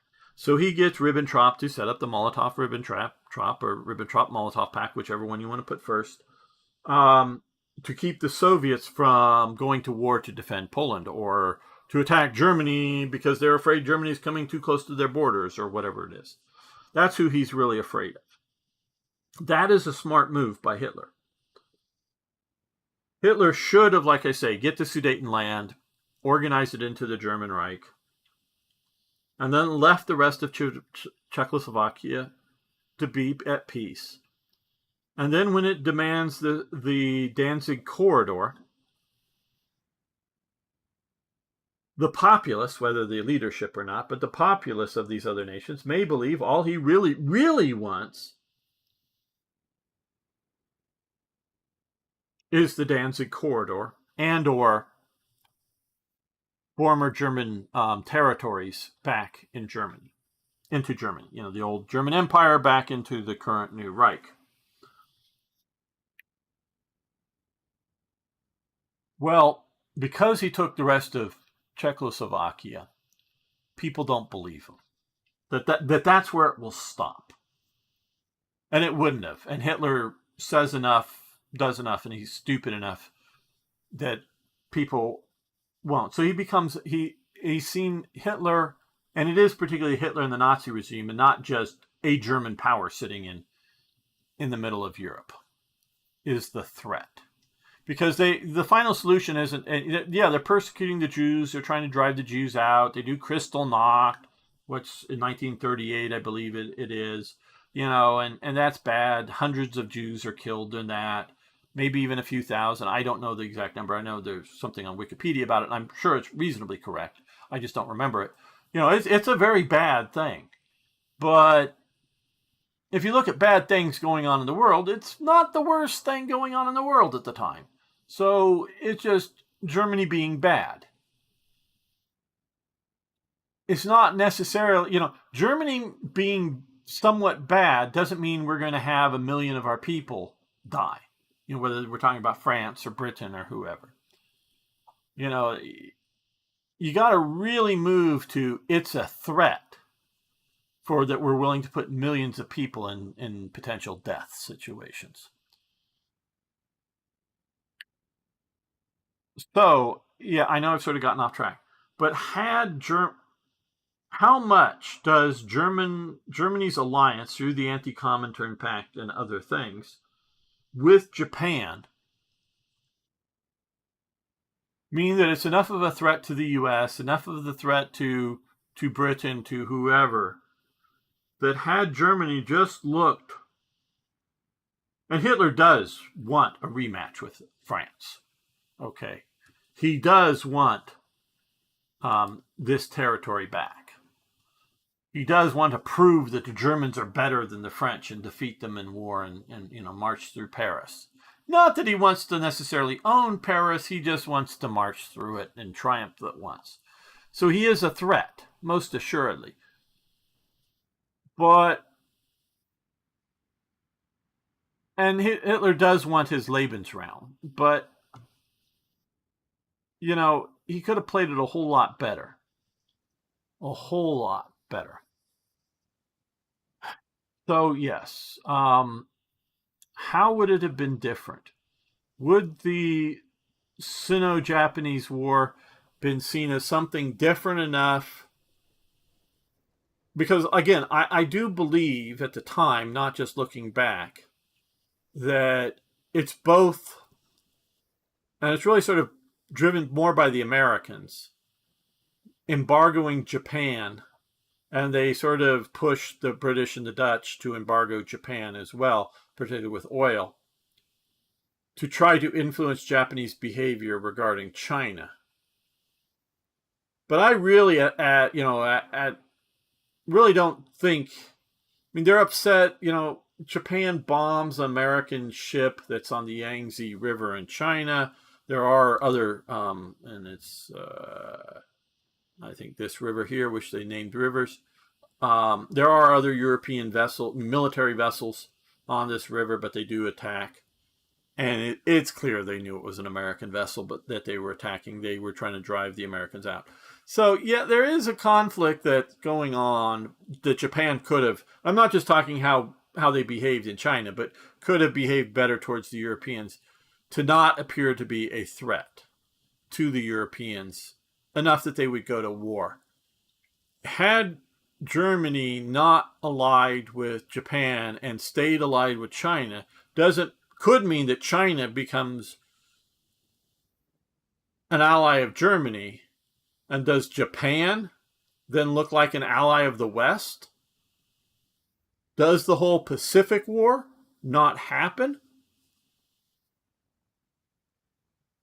Do we once 1939 rolls around and China, who up until 1939 continued to have 300-400 German NCOs and officers. I think I'm sure there were a few privates, but it's mostly like NCOs and officers running around China and delivering lots of tanks and anti-aircraft and fighters and maybe a Luftwaffe pseudo command out there helping China fight Japan. Does that look like it's enough of an Axis power, whether the Western powers go to war? Didn't Japan view the conflict with the U.S. as inevitable? I'll touch on that in a moment. I don't think so, but I'll talk about that in a moment. But had the world seen China as whether a core member of the Axis or an allied member of the Axis, maybe it would just be allied enough that none of the Western powers would actively go to war with China, just because early on you would see the maybe they just they go, oh well, hey, yeah, we'll maybe Britain and France would be too tied down in Europe and not want to have to defend Hong Kong and probably have to evacuate the Shanghai settlement, because that's just undefendable unless you're putting a few divisions and holding this whole region here. You can't just the international settlement is way too small to defend against anything. Well, maybe you could use a Japanese element that would defend it. So would Japan have looked like? Because Japan traditionally, historically, had been a British ally, mostly against Russia, as part of the Great Game, dealing with Central Asia and etc. Would that alliance have been and obviously they were part of the Allies in World War I. Would that have been renewed? Had Germany? No, so I'm not saying it would have been better for Germany to ally with China, but it might have not looked like as big a threat. And Japan might have been seen as our good buddies fighting fascist China. So that would be a very different war had Germany picked China's side. Okay. I've read Barbara Tuchman's book on Stilwell. I have read Japanese destroyer captain, written by a Japanese destroyer captain. Forgetting his name right now. Very good book if you want to do. He wrote it after the war. He was one of the premier destroyer captains who survived the war. He went down with his ship. He sort of tied himself to a piece of floating wreckage from his ship, and one of his sailors came up there onto the to the floating wreckage, and he, please stay. And no, the Japanese sailor goes, no, no, captain, or whatever, he says, I will not endanger you to stay on board this. So he swims away, presumably to die. He doesn't. He actually survives and gets picked up by another Japanese vessel. And he tells, the captain's still out there. I'm pointing off into the captain's still out there, tied to some wreckage. Go find him. And they do go find, some other ship. They do go find him and rescue him. So he does get rescued, and the other sailor does at least survive that. I don't know if he survives the war. This isn't like in 1945, the sort of Okinawa campaign and whatnot is when he's finally sunk. And so he's, when he comes back and he sort of commands stuff in Japan, leading to the end of the war, and obviously he survives. So I have read a bunch about Japan. Japan saw the U.S. Navy as the only navy that they would seriously have to worry about, or that would be the navy that they would seriously have to worry about fighting. Britain, a combination of Britain's colonial policy in Asia, and although the British fleet is big, it's not big in the Pacific. British naval vessels, and I know this to a degree must play into it, not that I've specifically read to it. British Navy vessels are not long-range vessels.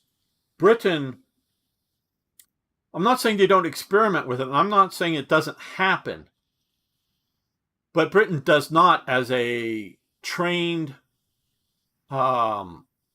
process, do underway replenishment. While you're out at sea, to keep a vessel at sea and replenish it at sea. Britain actually has significant trouble when it demands in late 1940, early 45 to come into the Pacific War, and basically Admiral Nimitz, who's running the naval warfare in the Pacific, thinks it is a burden that he must take on some British ships, in task forces, because it's not that he don't think that they're good ships, not that he doesn't think the crews aren't good, not that he doesn't think the leadership knows what it's doing. It just can only stay at sea for a very short period of time before it has to go back to basically a British-controlled or maybe an American-controlled port to resupply.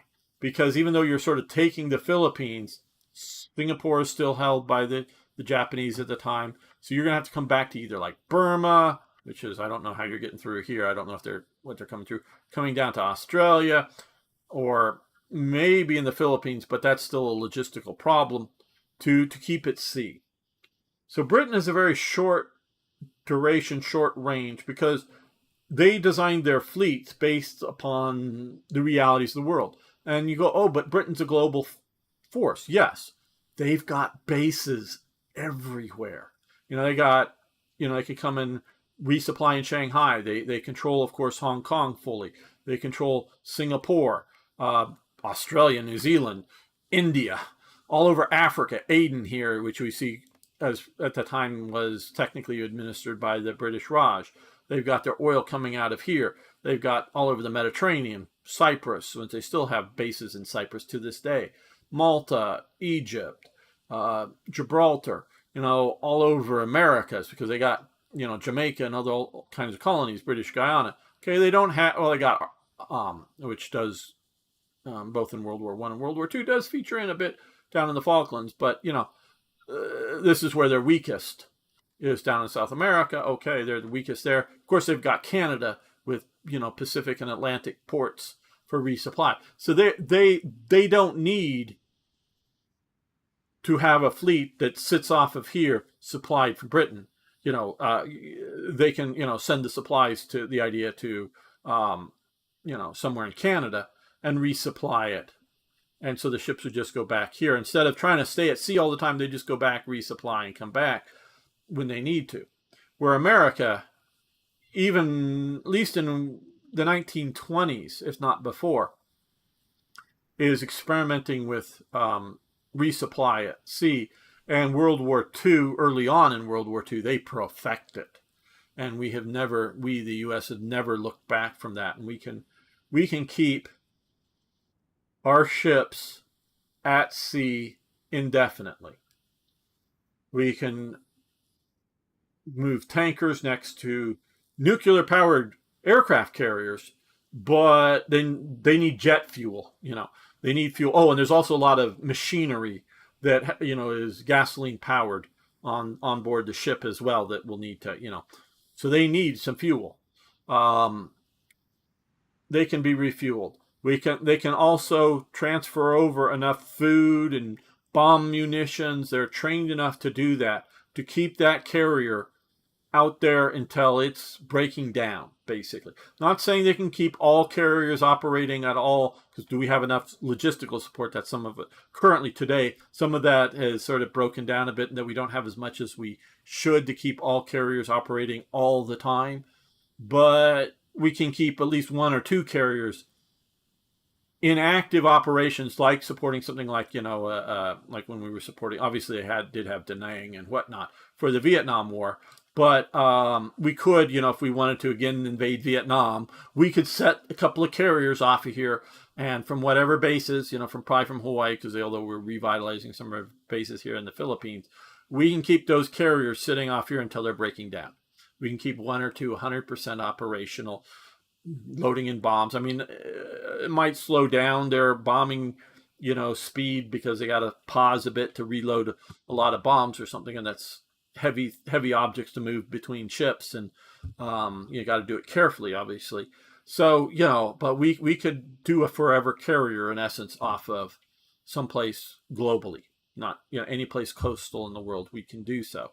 We do have a few bases like Diego Garcia, like Hawaii or Guam or wherever, but no, it isn't Guam. Where's Guam? Guam is here. There's Guam. We can do so. We perfected it in World War II, and we kept up with the technology and doing that. Britain does not. So Japan knows, and even the big review that they do in the 1920s or 1930s, Japan sends a few ships where they get the whole grand British fleet together in one place for a big review. Japan does. There's also a German ship or something, and a few other ships that come as part of the big event. They're very well aware of the Royal Navy, but it's just a relatively small force in the Pacific. And unlike Russia, who does send its major fleet all the way around, and that's a remarkable feat, that Russia sends its fleet out from here all the way around. A few ships go through the Suez, but most of the ships come all the way around through here, all the way up here, and all the way up here, and get sunk right here. And they basically all of them get sunk. A few get out, but most all get sunk. Russia can do that because its defenses are not based on the Navy. So if the Navy gets sunk, oh well, whatever. Not good, but whatever. Russia doesn't disappear because Russia is defended by armies. Britain is defended by a navy, especially at this time period. I mean, air forces are still a new thing. Britain is defended by a navy. Britain cannot afford to send its fleet, in total to the Pacific, because if its fleet gets sunk, how many years until Britain can rebuild that? You got to think of that. So Britain loses its fleet, even if it's not at war with anybody else at that moment, just Japan. its defenses are gone. So Britain is never going to send its fleet. It'll send fleet elements. It'll send a fleet, an organized fleet, but not its total fleet. So Japan, might be worried about a few battleships and a carrier or two showing up, maybe from Britain. If it's going into war over something, but Britain isn't going to send all the fleets to defend Hong Kong or someplace. It knows this. Japan knows this. Japan's Navy is actually smarter than the Army, quite honestly. It's just immense amounts of pressure that get them to go to war with the Western powers. Immense amounts of pressure. To the point of, at one point, and I do see that Yamamoto. No, yeah. At one point, okay, Japan is a very hierarchical society and a very seniority by age and/or term in job. It is partially your age, but it's also partially how long you've been in the job. So those old men running the Japanese Navy are those who are running the Japanese Navy. But the Japanese Navy knows that their brilliant commander is Yamamoto. Okay. And Yamamoto is very, very influential. It is just seniority keeping him from taking over the whole Navy. And basically, well, because he's assassinated, he never does. At one point, I forget, it could be even the Yamato or whatever. I don't know if it's Yamato, but at one point, one of the battleships is the only battleship in the Japanese Navy that has an air conditioner on board. Because the Japanese Navy buys an air conditioner and air conditions the cabins, some multiple cabins that Yamamoto is living in. Because he cannot leave that ship virtually, almost entirely, but virtually, that ship, because they know that the Japanese army is going to try to assassinate. They have enough intelligence that the Japanese army is going to assassinate Yamamoto. They're actively trying to assassinate Yamamoto because Yamamoto is one of the big ones that are saying, don't go to war with America or the Western powers generally, but America may come in. Don't do this. This is not what you should do. And the Japanese army is actively trying to assassinate him. This is not up for debate. And so they keep him on board the ship, know that it's, middle of summer somewhere, wherever the ship is, so it's hot. They can't get away from, it's in a metal. And remember, a ship is a metal box. It's not like a Japanese house or something traditional or whatever, you can open up and, the thin walls open up and let air breathe through. No, he's living in a metal box. That either he goes outside or he's in a metal box that's being hit by the sun. So it's hot in there. So he may have asked for it. I don't know, or whether they just the Navy decided to give it to him. So they air conditioned his cabins on a Japanese ship, a battleship. So they know that this is a problem. So they know that Britain is a threat, but Britain, this is leading up to World War II and before, well before World War II. And France has a navy, but it's, again, a colonial empire. France's defenses are not based on the navy. Maybe its colonies are, defending its colonies, but Germany obviously, is not that big of a threat, and even Russia, which is been eliminated as a naval threat in right around 1905, 7 or something, in the Battle of Tsushima. The only potential threat, or the potential threat, is the American fleet. The American fleet had long been heavily in the Pacific. I wouldn't say it is a Pacific Central, their whole mind focus. They do worry about the Atlantic as well. And not just convoys to allies in Europe, but they do worry about it. But it's still very Pacific centric. Not entirely, not 100%, but it's still very Pacific focused.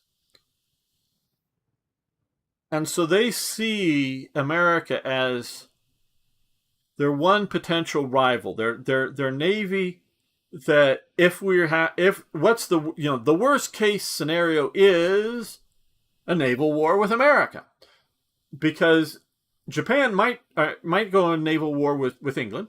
Okay, that's bad.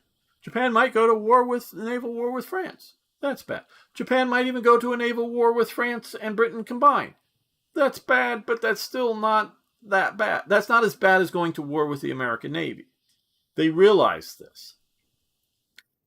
And because of their experience of their war with Russia, that they think that if they were to create a decisive victory, and Japan understands, one of the lessons that I teach, there is wars of attrition and there's wars of maneuver and decision, okay?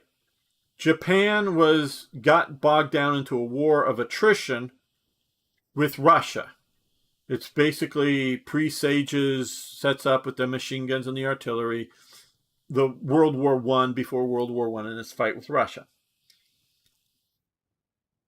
Russia tries to change this with a war of maneuver and decision. Instead of sending another division to go into the trenches and fight the Japanese, they decided to send the Navy. And so if the Navy can come over here, they really wanted to come up and get up to Vladivostok at that point. And then once, get based out of there, and then once they have to cut off supplies and sink the Japanese Navy and cut off supplies, because again, it's an industrialized war. They're not necessarily like going to starve at the front lines, but they won't be able to send over lots of artillery shells and lots of machine gun ammunition and whatnot, and try to win the war that way. Well, Japan thinks it can have a war of maneuver and decision against America, and even if the American fleet is bigger, hey, if roll the dice and we're well trained and we're blah blah blah, we might win. It's our best option if we might win. And now the surprise attack in Yamamoto believes the war is lost. Well, he believes they're not going to win. But even the chance of victory disappears when they realize that it was a sneak attack and America wasn't clearly awakened to the idea that they were at war.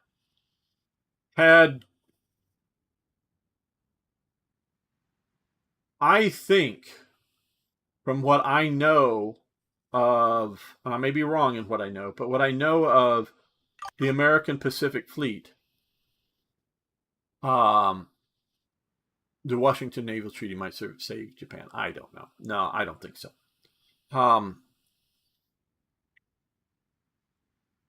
Had the American fleet got the war warning, they would not have stayed in port. Wouldn't necessarily immediately have started steaming towards Japan on some, just because that's the enemy, let's go in that direction. But I think the Americans realized the potential. Not big potential. If they did, they would have put torpedo nets around the battleships and other things like that.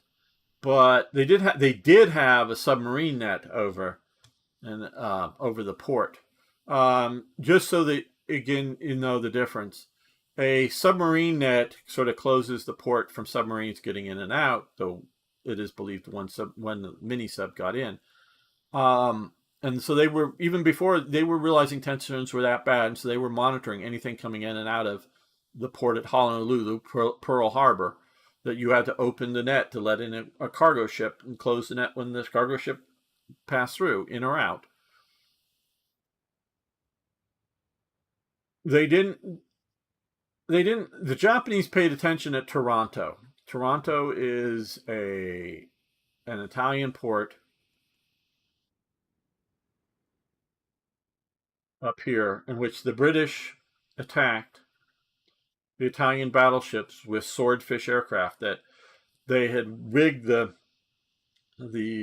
torpedoes that they were going to use to not dive too deep when they went into the water. A lot of the torpedoes, when they dropped them from the aircraft, would go sort of deep and then come back up to the right depth and go towards the ship. Well, they rigged them so because it's a very shallow port, so had you dropped conventional torpedoes, they basically just would have gone into the sea bottom, whether it's mud and stuck there or just simply like detonated or gone off course or whatever. I don't know that the Americans paid attention to that attack to realize the Japanese did. There is documented evidence that they did have attaches in Italy watching the war between Italy and Britain. They realized that they could modify their torpedoes to do the same because Pearl Harbor is a shallow harbor. The plan normally was, and a lot of the Tirpitz and a lot of the ships, when they're in port, they put a net either all the way around, or if it's sort of hard against a pier or something, they put it around the outside. They put a net that goes down into the water that is designed to, shall we say, catch, whether detonate or just stop, but catch a torpedo as it goes towards the ship. The U.S. did not do that. It would have been easy peasy for them. I'm not saying they had the nets ready sitting on in some warehouse. They might have, I don't know. But if they really thought it was a threat, they would have gotten the nets made and put in place. They didn't. I don't know if Admiral Kimmel would have kept his forces, if he got the warning, we are at war with Japan. I think they just would have sallied the fleet and got it out into, sailing around out here somewhere. A fleet is hard to find, people. If you put a fleet out here, it's hard to find. I think the Japanese plan required the people at Pearl Harbor to be unsuspecting of the war. I don't know if the attack had technically come after notification on the declaration of war, because actually the Americans knew that they were at war before the Japanese embassy in Washington, D.C. knew that they were at war, because the Japanese embassy was taking its time in decoding this long message that didn't tell towards the end say we're at war and deliver this message to the American, deliver the declaration to the Americans.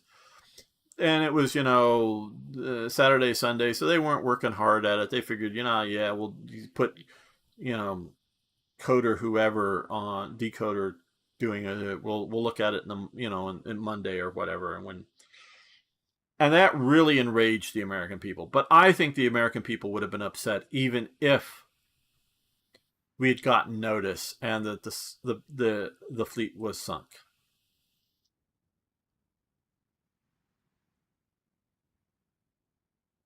Japan's best bet, in my opinion, would be not to attack America. Just to attack, if you're going for oil and other resources in the Dutch East Indies and Malaya and whatnot, because they could use the rubber too. Their best bet would have been just to attack the Dutch and the British. They don't understand the American psyche enough.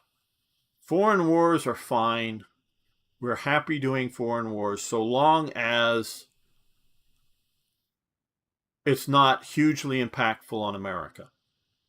But if you attack America, whether it, 9/11 or Pearl Harbor or the Lusitania and other ships being sunk out in the Atlantic, you don't have to attack necessarily America directly, but if you're attacking American ships, attacking American citizens, when Iran fucking stupidly takes the U.S. embassy people hostage. I don't care how much revolutionary zeal from neither the left or the right, because it was both the left and the right-wing revolution that the Ayatollahs won out of in the Iranian Revolution. You don't attack the American embassy. I know it's hugely symbolic, blah, blah, blah, blah, blah, blah, blah, with the history of America, etc., outside of Iran, blah, blah, blah, blah. I get all that. No, you don't attack the American embassy. You take over the effing government, and then you demand the Americans leave. That's what you do. You do not attack the American embassy.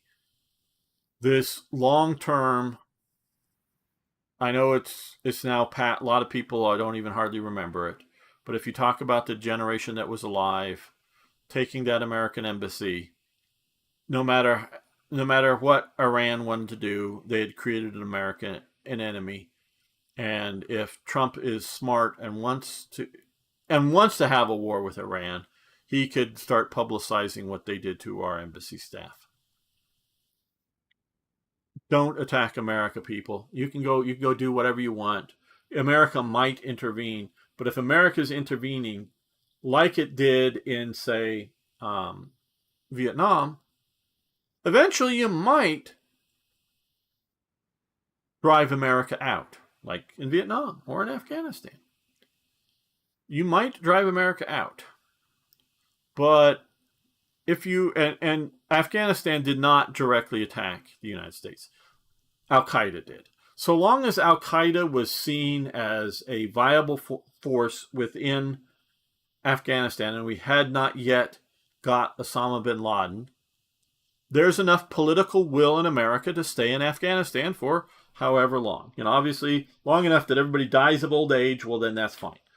But once you get rid of the group that actually attacked America, Al Qaeda and Osama bin Laden and whatnot, once that's seen to be done, America will stay.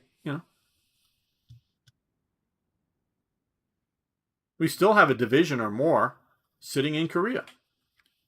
Oh, how many casualties is that happening? Oh, you mean a sailor died a year or two ago, or a soldier or something in an automobile accident on American base? Yeah, so we've had a casualty that might have happened anywhere, or a training accident that somebody, holds a flashbang too long and kills himself or something. Yeah, we have some training accidents, but nothing over the, usual training accidents going on in some other parts of the U.S. military. Yeah, we're not taking casualties in Korea. We were also barely taking casualties in Afghanistan. So the American populace tolerance of staying in Afghanistan for a long time is like, whatever. As long as there's the upper level political will, we can do so, because there weren't we weren't drafting huge number of people and sending them into the, meat grinder in Afghanistan that's going to upset the American people, and they're going to protest in the streets to get out of Afghanistan or get out of Vietnam, which they did in Vietnam, so we eventually got out. But if you attack us, and I know they don't listen to me, but if you guys were to tell your governments never, never, ever, ever attack America, and I know you only represent a few people internationally here, but you just never attack America. Because if you attack America, American ships, American embassies, American whatever, you can make American people mad enough that they will do something maybe irrational, maybe send nukes over at you somewhere in the world. I think Putin is playing it very smart. Putin is making sure that no American assets are being attacked by any pro-Putin forces. The Houthi are pro-Iranian, not pro-Russian, so they've attacked American forces. See what that got them. Oh, we took out their nuclear program and we let Israel beat up on them for a while. So, yeah. Don't ever, and this isn't gamer, what gamer wants or whatever. This is gamer's analysis of world events. This is not what should be or shouldn't be. This is just a basic fact. Don't ever attack America. You won't you may survive. Your country, your whatever, your political movement may survive, but don't ever attack America. Wait for America to attack you. And then fight back, sure. I'm not saying don't fight back, but just don't draw America in. If there's, if there's any, I don't know if you know the story. My channel used to be, and maybe still is, watched by the Chinese Communist Party. Hi, Chinese Communists. They used to watch me. I know that they did. I have evidence that they did. Won't tell the story now, but they used to watch me. The short story is a former U.S. Marine who was, during the COVID era, trapped in China as the U.S. Embassy staff. They didn't. He was there, going to be there for, and I knew him, and he was part of our War Thunder channel. Before he was sent to China to guard the base over there, and so he continued to be here. And they and I know not just facts, but a Chinese policeman entered our Discord server, and the chat's still buried in the Discord server if you want to look back there. Mainland Chinese, and I interacted with him a bit. So I was watched by China. So China, if you're still watching, do what Russia's doing. Do never attack America. Don't do that. Wait for America to attack you, because it might mean you lose the battle, but you might have a chance to win the war. The British, there was an old saying, the British, we can lose every battle but the last one. Meaning, whether World War I or World War II, we can lose all the battles so long as we win the final battle, which to them meant winning the war. But you might lose the first battle if you wait for America to attack you. But you might, in the long run, win the war. Doesn't mean you're going to conquer America. No, that's off the table. America is unconquerable. It's destroyable. If you can send enough, when you can smuggle in a few nuclear bombs or something and eliminate a big city. Oh, I'm not saying you get a few hydrogen bombs smuggled into America, you could severely wound America. But and you might, if you build enough missiles and they're effective enough, you might be able to destroy America. Mushroom clouds all over America. America is destroyable, but it will just be ruins after that. It is unconquerable. Once it's destroyed, yes, you can occupy it. But now you may also mean your destruction too. We may shoot back nuclear missiles. So is it worth? But you will not conquer America by troops coming in and invading. That is, at least for the foreseeable future, next 100 years, you are not going to conquer America. But you can defeat the American Expeditionary Force. That is quite possible. So to those, just give Taiwan back to Japan. Yes. Yep. Also don't attack. Well, see, did North Vietnam actually attack the U.S. in the Tonkin? I've read about it. I've watched a good documentary about it, but that was probably 30 plus years ago. I don't have a good answer for you folk. I do believe that there was an attack. I do believe whoever attacked, which it might be Russia or China. I don't know enough, and I don't, to get down into the details, I don't know enough of that. But the Gulf of Tonkin incident is what really is used as a reason within the U.S. government for the big support and the widening of the war into North Vietnam, the bombing campaigns and whatnot. There was definitely an incident. My understanding is it wasn't like a false flag kind of thing, as far as I know. It wasn't somehow America, attacked itself or something. But just who and what all happened, it's just been too long for me to give you a good answer on that. But hello, Holiday Punch.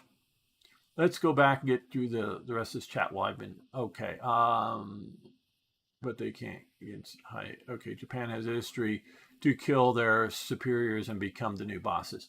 Well, okay, yeah, and especially if you look back into the samurai history, absolutely. The rivalry between the Navy and the Army, and maybe over the issue of going to war with the Western Allies as they became starting the Pacific War, could have broken down. I mean, at times it was close to a civil war within Japan. And since Japan is a multi-chain of islands, the large army that's functioning up in Manchukuo and Korea is dependent on constant supply, not so much food, but other supply, including recruits coming from Japan, etc. From Japan, that the Navy could shut that all down.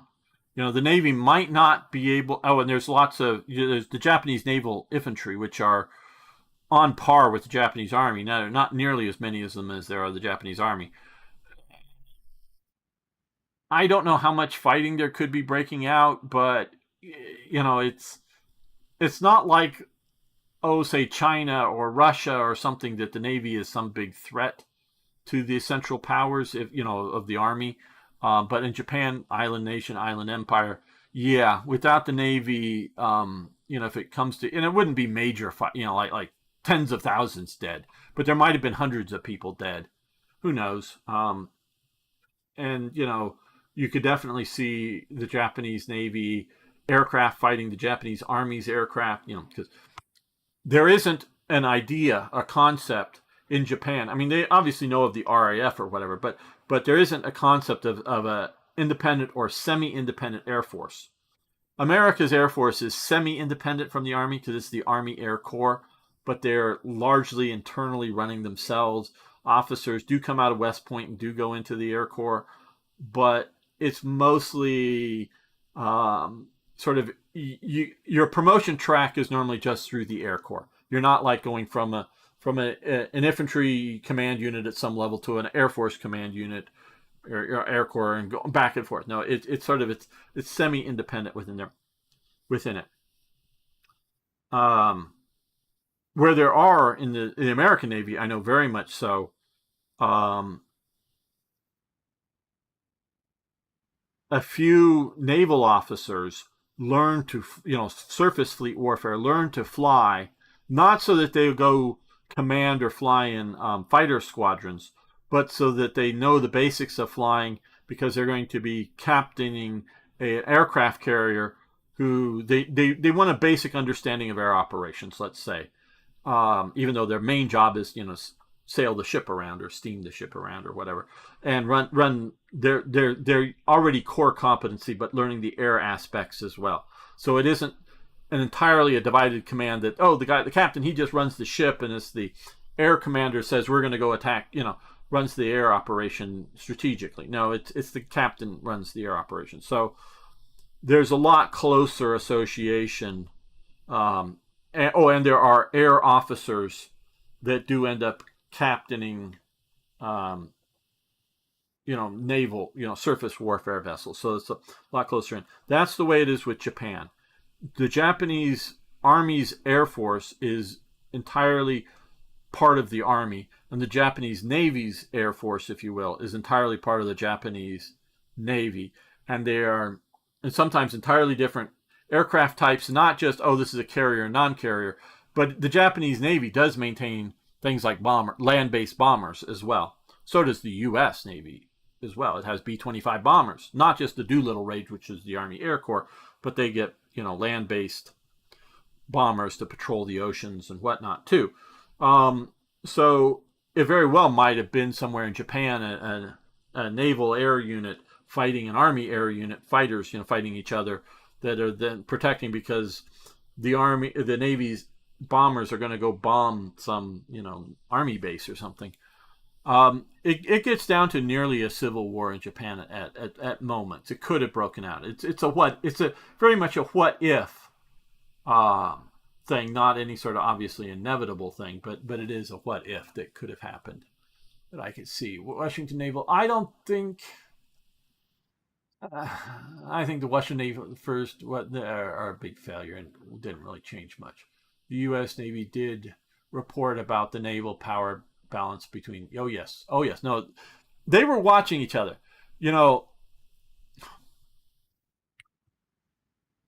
European leaders, and I mean both political and not, people in office plus other, influential people, are either stupid or they're playing you people. If anybody thought Trump was actually going to invade Greenland militarily to annex it, not just put more troops there, because obviously we already have a base there. We only have one remaining, but obviously we can send more troops. But to invade Greenland, I don't know if that's just to be anti-American or anti-Trump propaganda, or if that was just to rally the American, or not the American, but the European peoples to get support for their governments. I don't know the real purpose of that, but anybody who seriously, guy on the street who watches the news might have thought. So I'm not blaming him. I'm talking about thinkers, influencers, office holders, whether it's in the military or in the EU or in some, defense department of some nation or whatever. If any of those people thought that there's even a 1% chance of Trump invading Greenland, and the Greenland government was telling people that they should prepare for an American invasion at one point, I believe, as an official statement from the Greenland government. God, these people are just gaslighting you, and you shouldn't. Your leaders are just BSing you up an incredible amount. Anybody who thought so. And Trump has only in one time come out and said, and it was over Greenland, that he won't invade. Because did you know? I don't have any inside sources, but I'm sure that there are U.S. plans to invade Britain. People, we're planning on invading. Making plans to invade Britain. Okay, we're also making plans to invade New Jersey. The Pentagon, that big huge building, makes plans to go to war with everybody, because maybe we will need to invade Greenland. Why? Well, maybe there'll be a communist revolution that takes over and starts killing the Inuits. They're about as indigenous, quite honestly, as the Danes that moved there, because they were both sort of coming at about the same time. But there are people that lived there long before, the Vikings or whatever, but they all left, and then people started coming back in the 18th or whatever century, including Inuits that were moving that hadn't been there very long. But let's say the Europeans are starting to massacre the pre-Columbian Americans, or whatever you want to call it, the Inuits there. Maybe they'll start doing that tomorrow. So the U.S. will go, oh my God, they're just killing people. We've got to go in and stop this. So the U.S. might. I mean, Trump says he won't now. So hey, you can go massacre either side. Just go have murder parties if you want. The U.S. won't do anything. Trump said he will not invade Greenland. But we might invade Iceland tomorrow, because maybe Iceland will, start doing something crazy. Or it might be because, dusting off some old Cold War plans, they were worried about a Soviet invasion. And so we had plans to invade Iceland. Where to land, where to secure first, what's the airports, how many people do we need to do this? And, we might invade Portugal tomorrow, because there might be a reason to invade Portugal. I'm not saying we're likely to. I'm not even saying there's a 1% chance we will. But because the world is the world, not just what it's becoming, but what it is, the U.S. might invade whoever you are, wherever you are, including parts of America. And Trump does not, because Trump understands, and you can talk about some of the thinkers, and some of them are not pro-Trump, that uncertainty is what brings stability. Because Hitler knew that France and Britain were not going to fight over Poland. Hitler knew that, and there's people, contemporaneous people, people like Goebbels, was writing in his diary, that we have the original diaries, not faked ones, real ones, that these things were discussed. People, well, what if he comes in? Well, I'm gambling on it, but I know they're not going to come into the war. I know it's a gamble kind of thing. Hitler knew he was sort of gambling, but he knew in his heart of hearts that France and Britain they were predictable enough that they were not going to go to war over Poland. But Stalin, he was unpredictable. We can't invade Poland unless we get Stalin's agreement. So they got Stalin's agreement, give up Estonia and Latvia, give up parts of maybe all of Finland, give up parts of Romania. Don't touch Ploetsi, we need the oil. But you can take parts of Romania, and you get half of Poland. Yeah, we'll do that agreement. And once he got that, then within a week or two or whatever, he invades Poland. So certainty, now they may be wrong in their certainty, but certainty means that they can calculate the cost. Putin was certain. One, that the West was not going to do anything.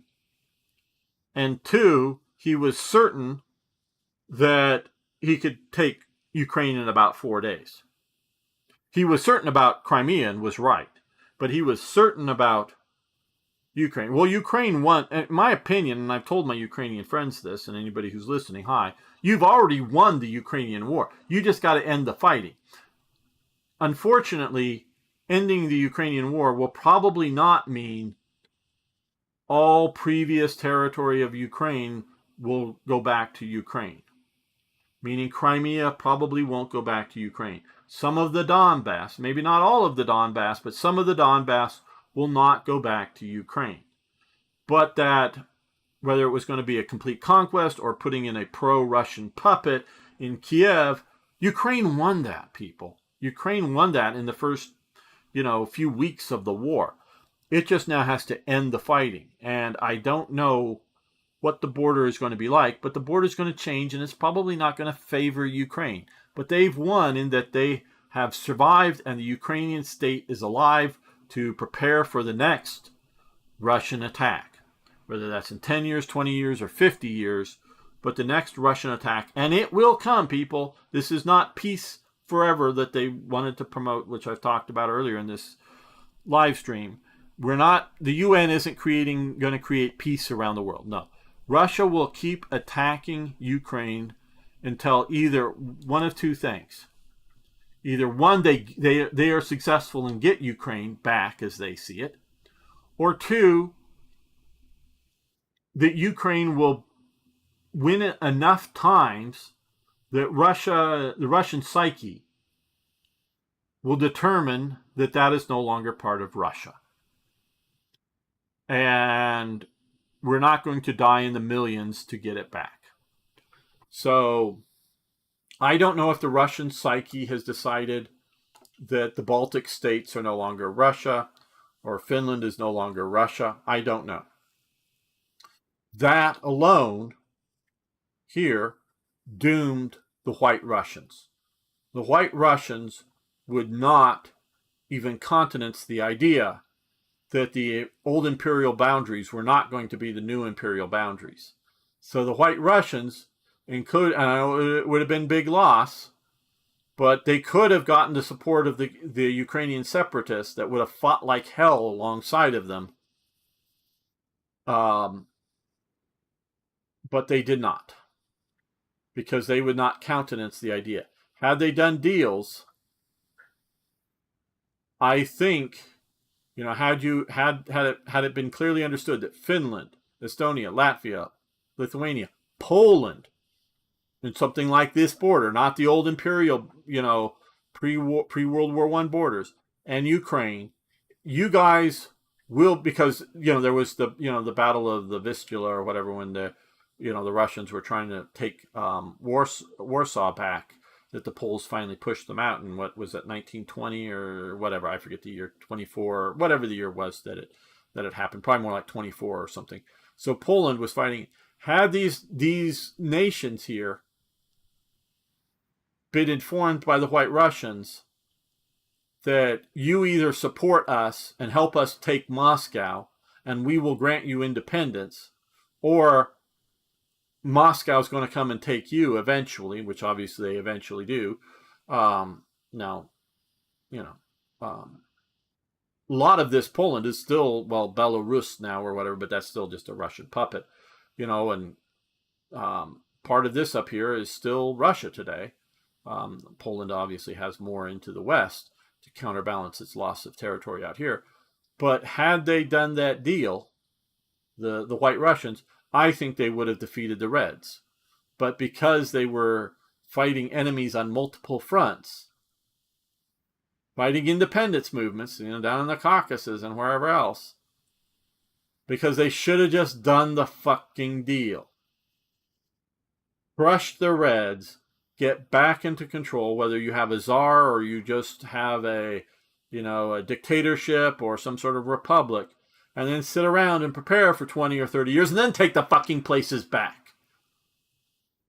If the Russian soul needed Tallinn and needed Riga and needed Kiev, fine, just do the, I'm not saying it's a good thing, but you have to succeed, people. If you fail,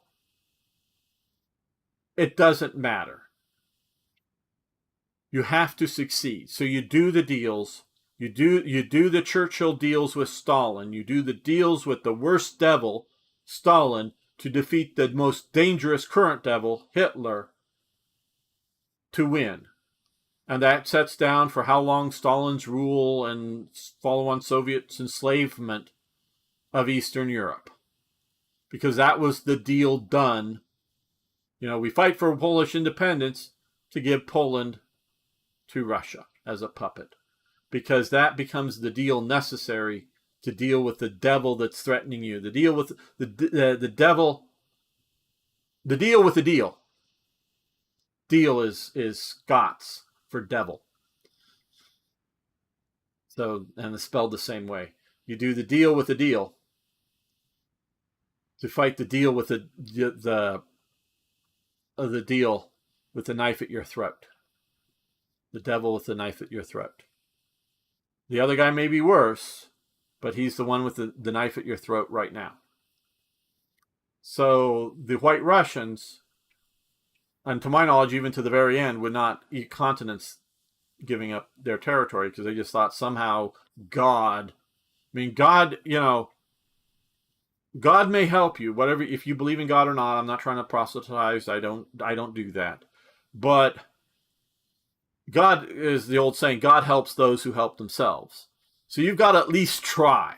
A joke I heard, a Jewish man every week would go into synagogue and pray to God, please help me become rich. Please help me become rich every week.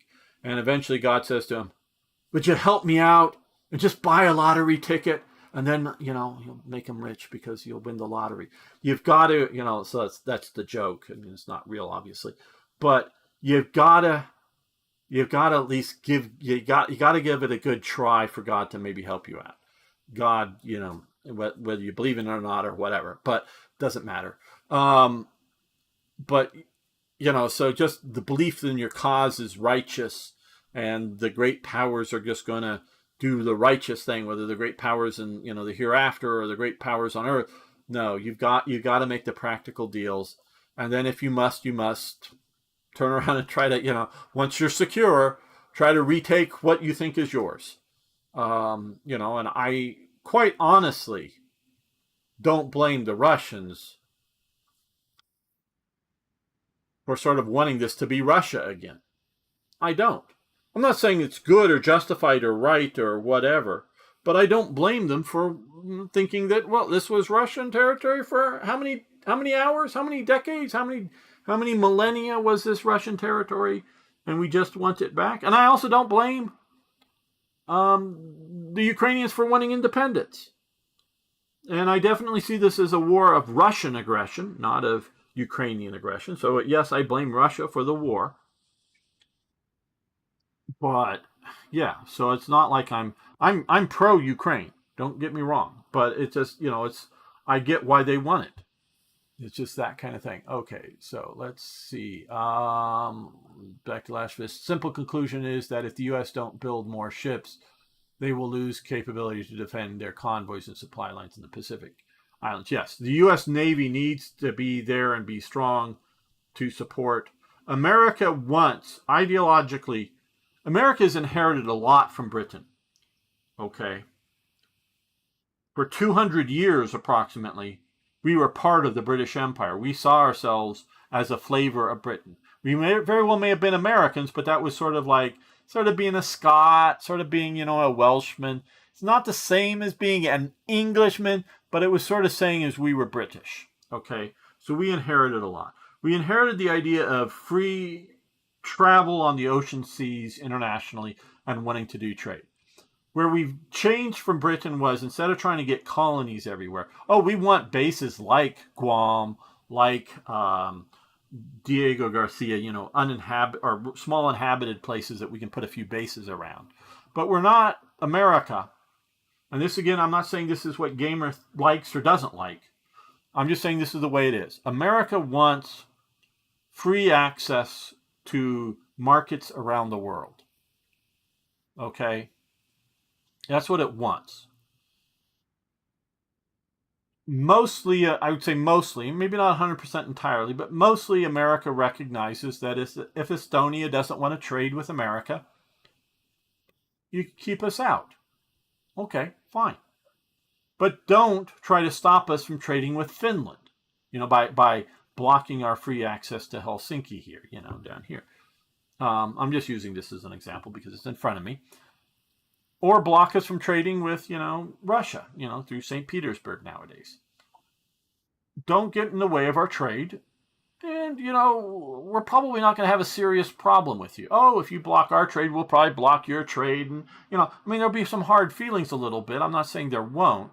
I'm just saying, fine. It's not like we're going to go kill people over. But you come in and interfere with us. And because we can look at our history with both Mexico and Canada, there is violence on both fronts. Outside of them, we don't share a land border, so our Navy is our big defensive thing. And we can talk about our Air Force, and it's very important, but we would rather shoot you down over your country if you're going to try to attack us than wait for you to fly over America to shoot you down. So we are proactive in that defense. But mostly, if you don't attack us, we won't attack you. Now you go, oh, but what about, Afghanistan and Iraq? Well, they both attacked. Well, Iraq attacked Kuwait and we went to war with them. And then they did shoot at our aircraft that were flying. The mutually agreed agreement with Iraq. Oh, but you had guns at their knives at their throat. Well, yeah, because they lost the war over the invasion of Kuwait. And we had no fly zones. And we were flying in the no fly zones and they shot at us. I'm not saying they shot us down, they just shot at us. They shouldn't have shot at us because they agreed. Or they wanted a war again. We're going to go to war with you. So, we gave them a war eventually. And, of course, Afghanistan harbored, to be technically correct, the attackers that attacked us on 9/11. I don't think they were directly originally complicit in it and that they knew that the attack was going to happen or help the attack was going to happen, help it attack. Maybe they did, maybe they didn't. I don't know if I know that. But they definitely harbored the attackers. So, don't attack America, people. Just don't. We might attack you, but like I say, you may lose the first war. You're gonna, you're not gonna do well. Don't do that. Okay, let's see. We did already address the Tulkin incident. Yep, Taiwan. Unfortunately, Japan doesn't want Taiwan. Well, I think Japan has learned the lesson. Partially, the 3 lessons from World War II. 1, don't go to war with the United States Navy. 2, don't go to war with the United States Navy. And 3, don't go to war with the United States Navy. Those are the 3 lessons Japan learns from World War II. But also, I think it realizes it doesn't need an empire. It does need access to the world. So it's not going to give up. It lets us, the U.S., play in Okinawa because it helps Japan. Because we do have bases in Okinawa. But don't, and it's firmly, and we can even see the current prime minister who has an overwhelming victory in her election. And it's on multiple issues, but one of them is super strong alliance with America. So whether you want to call Japan an American puppet or a strong American alliance, Japan is just deciding, and is not just a political leader here and there, but because of her overwhelming victory, even by, I'm sure, some people that don't agree with policy X or policy Y's of her, I think largely it is because they're seeing the threats of the way China's behaving, the way North Korea has been behaving for decades, the way Russia's behaving in Ukraine, which could mean, obviously Russia's still occupying southern Sakhalin Islands, could endanger other islands, could endanger other stuff, could blockade. They see themselves as 3 nuclear powers that are right on their border, right up here, right over here, right here, right here, that it knows that, and even if it were to become a nuclear weapon power itself, and it might someday, I don't know if it ever will in the next 200 years, but for the next 100 plus years, strategically, militarily, so it needs to be a strong U.S. ally. Its national psyche has decided that the U.S. is its best option, and so it's going to be an ally of the U.S. So that may mean now or going forward, the U.S. is going to put up trade barriers or something to Japan, tariffs and whatever. they've just got to, whether they like it or not, they've got to suck it up, because ultimately it's a strong American alliance is what is going to protect Japan as a nation, because Japan cannot independently build its way militarily or whatever out of potential. I don't say they're inevitable, but potential major threats. And Japan, I think, has learned that America is not, well, I mean, it's still in theory, because it's still in Yokohama. Still, we based the Ronald Reagan, the aircraft carrier group, is based home ported in Yokohama. We also have bases down here. So in a way, we've already invaded Japan, but we're not going to come in and annex Japan. We might, throw our weight around within the political system a bit, but it's not going to be too terrible. Whatever, however bad it might be with whatever future president might happen, it ain't going to be that bad as whatever the threats from its other neighbors. So and I mean this just down to the street level, the average person on the street. The American Ally Alliance is essential. It is not something, and the one party, I think even one party entirely disappeared from, being in Parliament there, that was pro-China. It's just disappeared. I mean, I'm sure they still have a small percentage of population, but it's decided that, including all the Chinese that have either illegally or legally have come into Japan, and these are in the tens of thousands, quite honestly, people, if you don't realize. The anti-immigration isn't just, anti-African. There's not enough Americans or Australians to really make it anti-us. I'm not saying they love want lots of Americans or lots of Australians living there, but it really isn't anti-us. There are tens of thousands, if not more, Chinese owning businesses and living and working in Japan.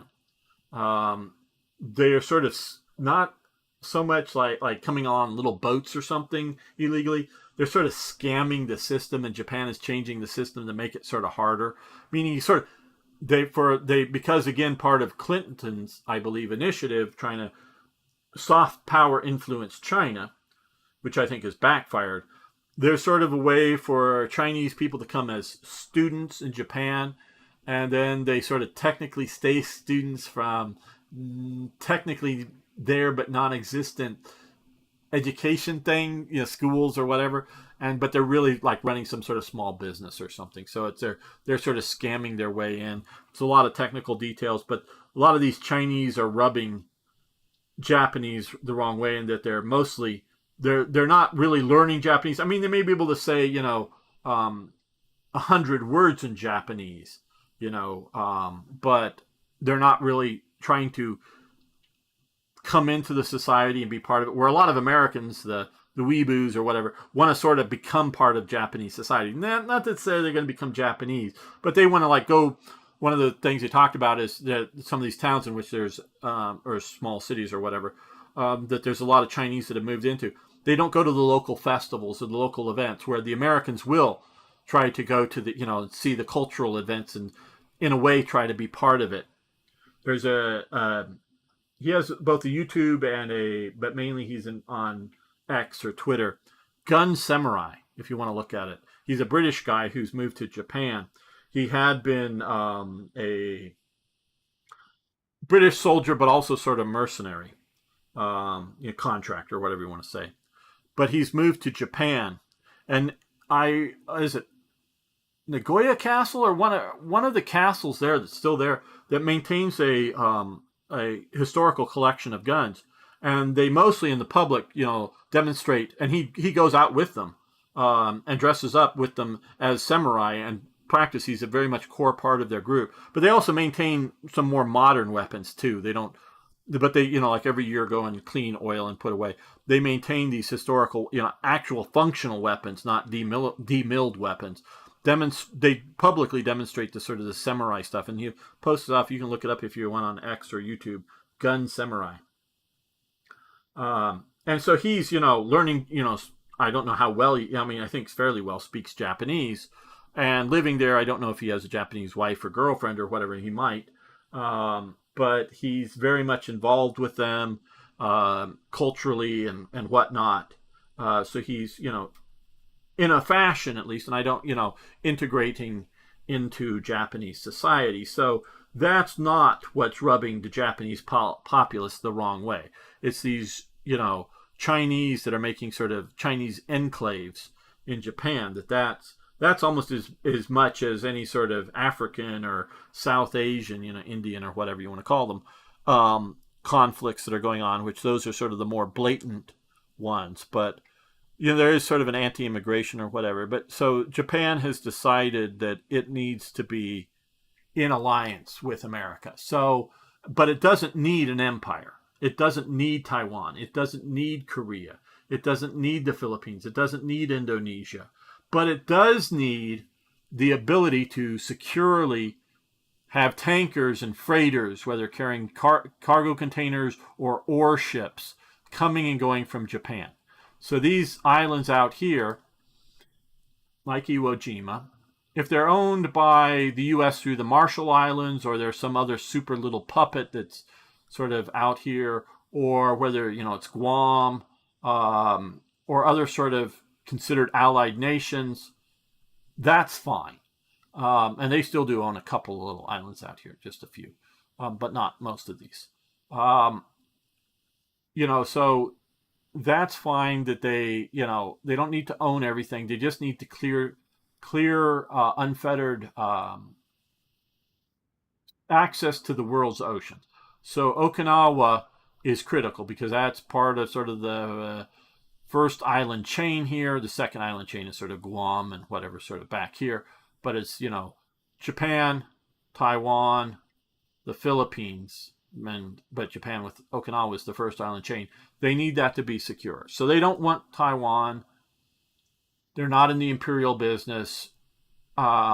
Maybe someday some soft power, which I mean by that, by cultural, anime or Japanese music or business arrangements, selling or buying stuff, whatever, however perspective you want to look at it, from Japan, into the Philippines, but they're not looking to put troops into the Philippines or into Taiwan again. That is not for the foreseeable future. Who knows what's 1,000 years from now? But for the foreseeable future, Japan is not interested in doing an empire of any sort of political or military dominance.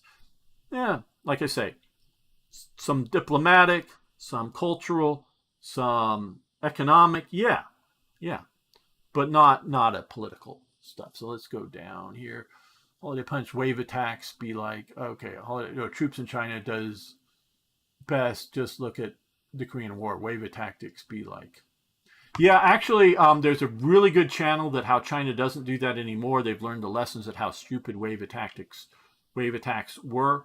It worked against the nationalist Chinese because the nationalist Chinese did not have a good supply chain to have enough bullets to shoot down the waves of troops. Type 56. That is a very good channel on YouTube, a fairly new one. He's doing much, much better than I am.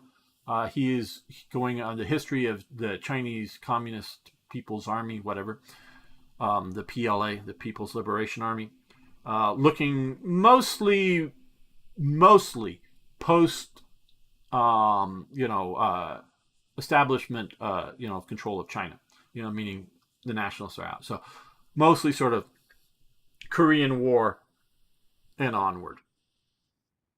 Right now, has been going fairly in depth into the 1979 Sino-Vietnamese War, talking about that in depth. But very good channel on how, and including down to the details of the guns and how they were adopted and their whole, details of that sort of policy, as well as the details of how the army works and whatnot. It's very, very detail oriented, not just overview, but very detail oriented down there. From an American who actually is, I think, I know he's a college professor, and a college professor in California, but he's actually not a communist, surprisingly. But he lived for years in China. And he speaks Chinese, and his wife is Chinese, but he speaks Chinese very fluent. Let's see. Taiwanese and their next gen, most thanks to U.S. government. Yes. Right, Japan. So much rivalry between them all, like every era of the armed forces and their own navy on top had their own aircraft. Yeah, no, it really was near a civil war at one point. It's they are institutionally very different. Or was leading up to through World War II, to the point, like I say, it almost broke out in a civil war at one point. But you're all familiar with the Midway campaign. This is Midway up here, Midway campaign, in which the Americans basically sink all the carriers that are there. I think it is something like 6 months, 6 months, but it is definitely months that the Japanese Navy hide that from the Japanese Army. They don't tell the Japanese Army, including like Tojo. They don't even tell them that they lost all those carriers. They don't even know. Like the Japanese government doesn't know that they lost the carriers. They keep it hidden. They don't tell the army. They don't admit to the army that they lost all those carriers. I mean, they sort of like, oh yeah, the invasion didn't work out. Tojo knew that, but Tojo did not know that they lost all those carriers for months. So it is not the idea. Oh, the Army Navy rivalry. Part of the Midway campaign was a bunch of B-17 bombers that went out and bombed the carriers and then flew back home, go back to Japan. They didn't hit a single Japanese carrier or a ship at all. They were too high of altitude, and the carriers were moving, not just going in a straight line, but maneuvering to keep them, and they didn't hit back. And when the reports of all the losses in the carriers happened, the Army Air Corps takes responsibility and publishes things. Yeah, we sunk a bunch of these carriers. So for months after that, there were bar fights and whatever going, literal, fights, people being seriously injured. I don't think anybody killed, between naval air officers primarily, and Army Air Corps officers over this, what they saw as a massive insult. So those are rivalries in which people were, minorly hot, get stitches and whatnot, maybe a broken bone or two kind of thing. Not maybe serious, life-threatening wounds so much, but there were serious fights over that, over the Midway campaign. That's the sort of normal rivalry. No, I'm talking about the idea that the Navy loses carriers and doesn't let the central government / Army, because by that time the government is run by the Army, know that they lost those carriers for months. And I do mean months, at least, afterwards. So that is how separate the institutions are. Later on, the Japanese Army builds submarines because it mainly wants to use those submarines to go resupply Army bases on these islands, and the Navy can't or won't resupply them. So instead of having the Navy build and man them, the Japanese Army commissions the building of the submarines that may or may not have torpedoes on them, but are definitely submarines that go carry supplies to some of these island bases and places. And they're crewed, not just officered, but crewed by soldiers that learn how to operate a submarine. So this isn't just a rivalry. This is two distinct institutions that just happen to be fighting the same war. Yeah, at times, obviously, during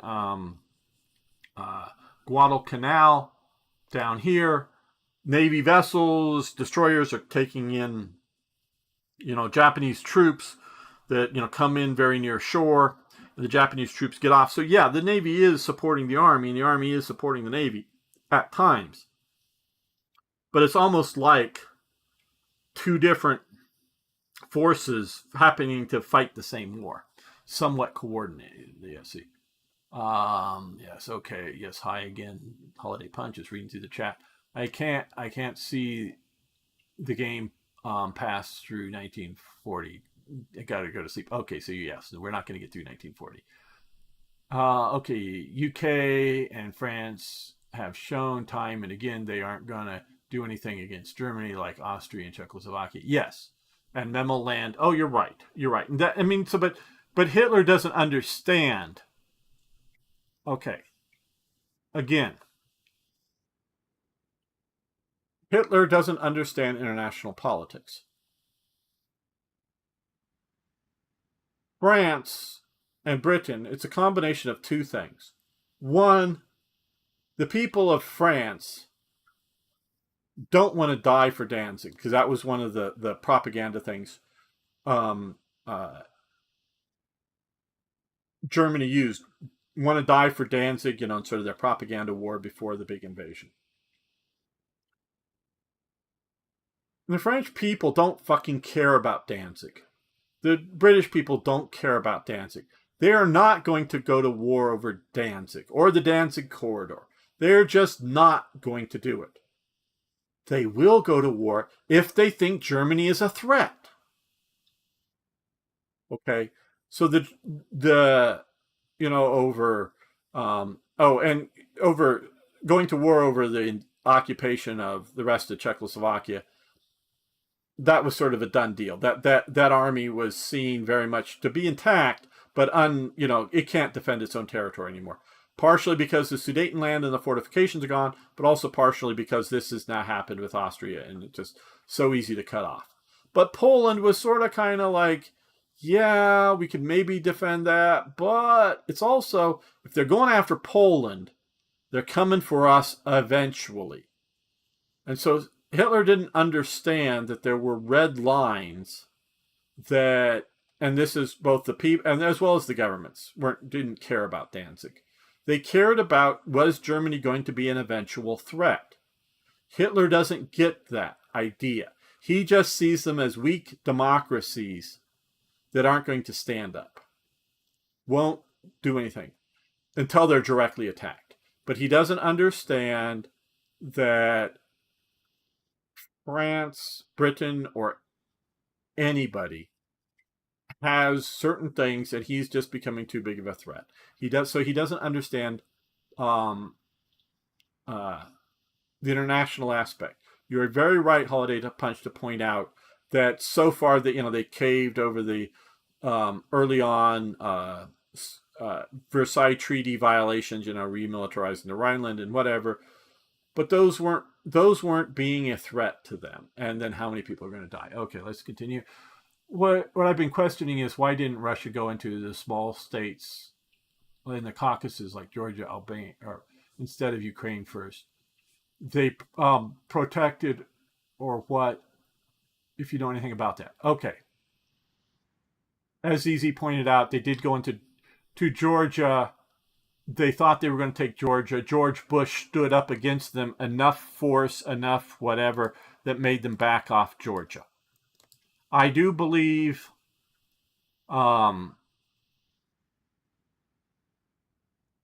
it was the apparent weakness of NATO and Obama. And again, in Putin's mind, the certainty, the whole Nord Stream pipeline when Trump, and this, it makes me mad. Trump comes and warns at the UN that Russia's a threat, and the literal delegation from Germany is in the audience laughing at Trump. Laughing at Trump. Now, are you so offended by that, gamer? No, not really. But the stupidity of the German delegation, whatever they think of an American president and what he says, you shouldn't, it's not like American pride here. If I was German, I would say this. To come and laugh at the president of the most powerful nation publicly is stupid diplomatically. Whatever you think, you keep a good diplomatic face. You don't laugh at the guy in public. You might laugh at the ruler of Albania who goes to the UN and says, "You must all bow down to me because I'm the world's leader," or something, and everybody breaks out laughing. Okay, yeah, because that would be something totally ridiculous. But when the President of the United States says something publicly, you don't publicly laugh at him if you are the representatives of a nation. Okay, you don't. You might get some commentators somewhere in your country to laugh at him, but the government should not laugh. I'm just talking on a tactical level. They didn't. Trump warned them about becoming reliant upon Russian energy, reliant upon Russia generally. They laughed at him. You think Trump doesn't remember these things? You think the egomaniac, which I agree that he's an egomaniac, doesn't take this personally? Europe? I mean, Germany ought to start thinking, hey, you ought to I'm serious about this. You ought to find out what the town Trump's father's from or something and rename it Trump Town, Trump City. And you ought to start, building a nice big statue to Trump in that city. And I'm serious. If you're from Germany, and I know that there are a few people here, you should tell your country, you should start naming something after Trump. It would go a long ways to help relations. But you would rather fucking have Russia controlling Ukraine than do that. I know you would rather blow off your foot than say I'm sorry to Trump publicly, because I've yet to see a German leader come out and say Trump was right. I'm just saying that, and we should all respect what Trump says better. Even if we disagree, we should respect what Trump says better. They won't do that. It's sort of like, my God, Hitler's invading Belgium. England, you suck. I'm being shot at by the Germans, but England, you suck. Fuck you, England. Fuck you. Oh, well, the Germans are killing me, but fuck you, England. I mean, that's how stupid these people are. You should swallow your fucking pride. I'm not saying this is being pro-Trump. I'm just saying this is the reality. You should fucking swallow your pride. Like the head of NATO, the former Dutch Prime Minister, Rutte, has swallowed his pride and says, we can't survive without Trump and NATO. I mean, Trump is temporary. He's going to go away eventually. But NATO, we can't survive. So we have to pay attention to Trump. We can't piss Trump off enough that he leaves, and NATO is America. You can have the EU United Army or something like that, but NATO, the North Atlantic, the North and Atlantic part is America and Canada, but Canada doesn't count because they no longer really have an army. Something they call the army, but it isn't a real army anymore. So it's really the United States is what makes NATO NATO. You can have a United European EU force, army, whatever, but you're not NATO anymore. So you cannot kick NATO or the U.S. out. You can leave NATO, in essence. I mean, you call yourself NATO, but it will no longer be NATO. So don't piss Trump off enough to make him leave NATO. So yes, you need to swallow your pride, governments, and Germany should put up a statue to Trump, unironically, and if you have to, put 24-hour-a-day guards around it to keep it from being vandalized. That would be the smartest, cheapest thing you could do, and publicly apologize, and magically a lot of your conflicts with America will disappear. But no, you're too stupid to do that. I know it would hurt. I know you don't like him, but pretend you do. If you pretended you do, you would be okay. But no, you'd rather have Putin kill millions of people. Japan is going to put the NSF. Yes. Japan is going to SDF. Yes. Japan is going to create an official army, whatever they call it. I don't know if it'll be called. It won't be called. Well, I don't know. Maybe they'll even call it the Imperial Japanese Army because they still have an emperor and the Imperial Japanese Navy. I don't know if they'll call them that, but they're going to more formalize, because still technically it is, because when it was formed, it was taking a lot of policemen and put in, into initial. So it's still sort of in a legality sense, sort of I think sort of like the American Coast Guard, because the American Coast Guard is not part of the United States military. It is part of currently the department, the DHS, the Department of Homeland Security. It is a law enforcement agency. It is not a military agency. During wartime, which the last time we were at war was World War II, we've been in conflict with people, but actually declared war. Those who've been around know what I mean by the distinction of that when it comes to America. When we do, it does come under and gets sort of switched to the military. as sort of a sub element, if you will, of the Navy. But the Coast Guard is not. And so it's sort of like a Coast Guard type, but it's also land forces and other things. Sort of has that sort of status, sort of like a super Coast Guard, super paramilitary type force status that now they're going to formalize it back into a military. But I don't think that means it will be aggressive. It might very well be as part of a UN force or part of a multinational force. I don't know, invade Burma, Myanmar, whatever you want to call it, to reestablish order. Not to take it over, but, because they're in a 5, 10, whatever way civil war right now in Burma. If the international community decided to go in there and do something, they very well may send troops and aircraft to go be part of that now. But I don't see it. So they may very well deploy overseas and not just to their region, defend Taiwan or defend South Korea or the Philippines, but they may just deploy somewhere globally. But I don't think it will be returning to aggressive policies. I don't think that is in the foreseeable future cards. What does Gamer think of White House East Wing, which will be as tall as the main building? Well, the one artistic mock-up that I've seen, I don't know whether, I think they were computer generated or whatever, looked pretty good.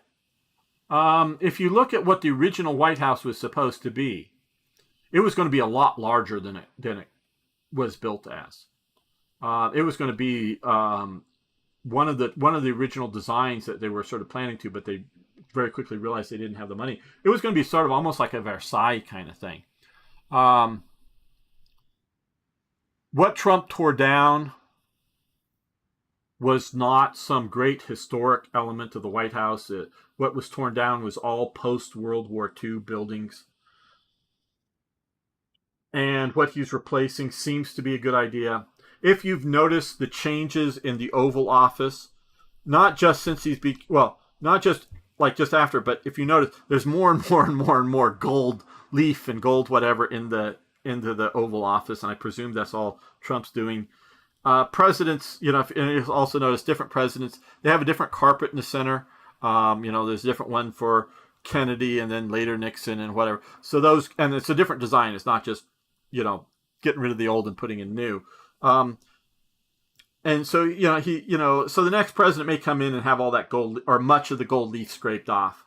And it won't be, oh my God, they're ruining the Oval Office. No, each president does do. Sometimes it may just be different sets of paintings and statues in there, but sometimes they'll change out the couches and what the desks are, and all he's doing really mostly is putting gold leaf on stuff that's sort of already there or minor cosmetic stuff. So the ballroom may have a bit more gold leaf on it than I like, and that may disappear. With the next president, the ballroom stuff, but it's not any sort of crime that the Democrats, if Obama was doing it, they would have been cheering it. It's just that's just partisan, and it's not costing the American taxpayer, the American public anything because it's all being paid for by donations, so you can't challenge it on, oh my God, it would be better to spend it on poor people or spend it on the military or spend it on bridges. No, it's being paid by donations. So, I don't have a problem with it. It seems to look okay. I like a little gold leaf accent to things. So to me, and maybe even to the owners, but to me, an entirely gold-plated gun looks ridiculous. But a gun with a little bit of, gold inlay can look cool, like somebody's name or whatever. So, for gold or whatever like that, gold, silver, whatever, accents to me in my taste version is good, but too much is too much. So you and I, whoever I may be speaking to at the moment, may have different lines as to how much embellishment of different types you want to put on something. But I think the sort of austere brutalism, Bauhausism, other architecture things that governments have been doing for so long and their buildings is just god awful. I would like to go. Neoclassical is fine. I've always liked neoclassical, but you can do more Victorian and Gothic and other sorts of architecture would be much better than a lot of this quote unquote modern architecture that just to me looks so ugly that it's a building is a blight on the landscape in many cases. So and Trump is not doing that. I think overall the architecture fits with the rest of the White House, and it's also separated enough because if you look across the street and very nearby, that there are buildings. They're as big and tall as the White House. The White House isn't like some um, central focused area that is supposed to be dominant over the region. It is not. The Capitol building, which is sort of at the other end of the esplanade there kind of thing, is bigger, taller with its big dome and whatnot than the White House.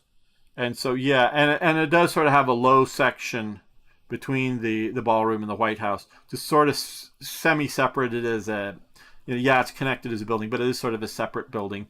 So it isn't like overdoing something. Okay. Didn't nationalist China push quite far into the PLA's territory in the early 40s when. Yeah, I'm not, just because my voice is starting to give out, I'm not going to go too deep into the Chinese Civil War. Um,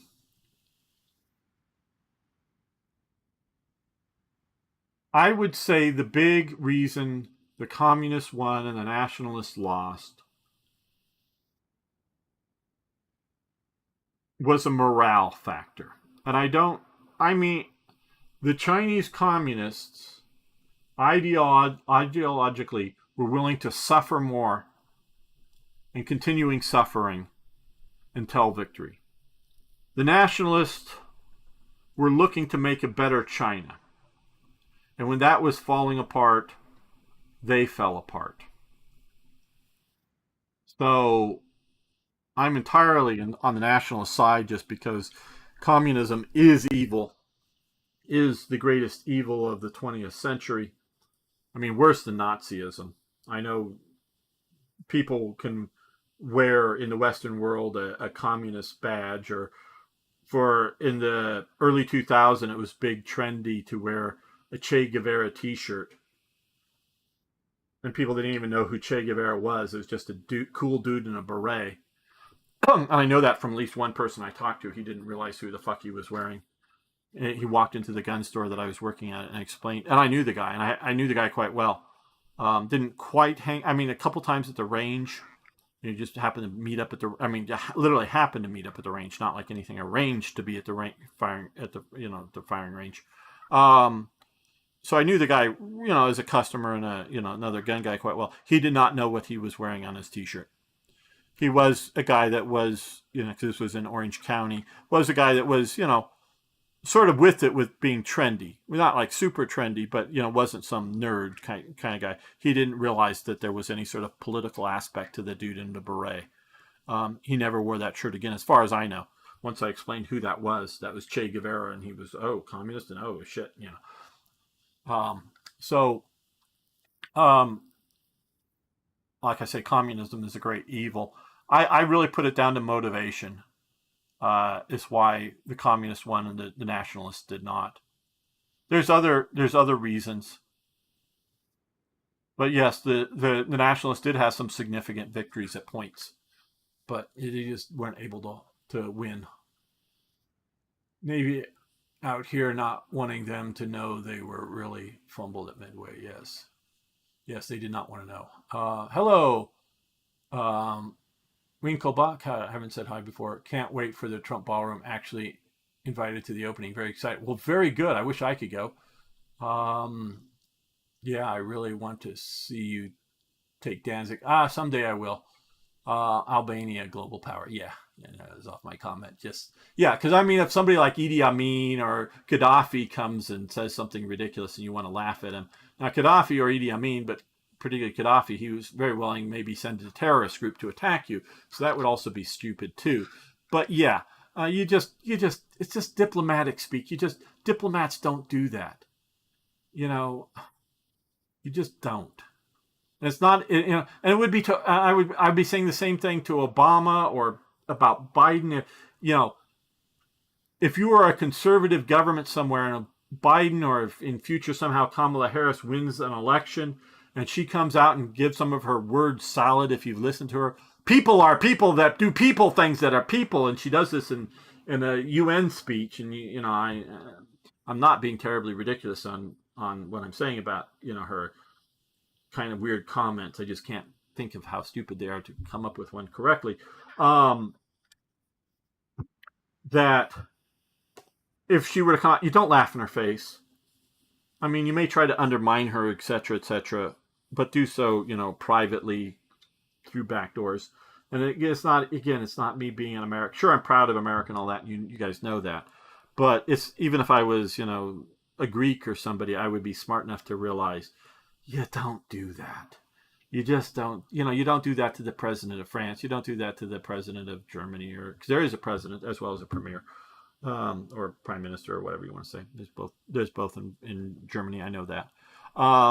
You just don't do that in an official public function. Now, if you want to do a cocktail party behind, without a bunch of cameras focused on you and laugh at what some world leader says, fine. I mean, I know it happens all the time.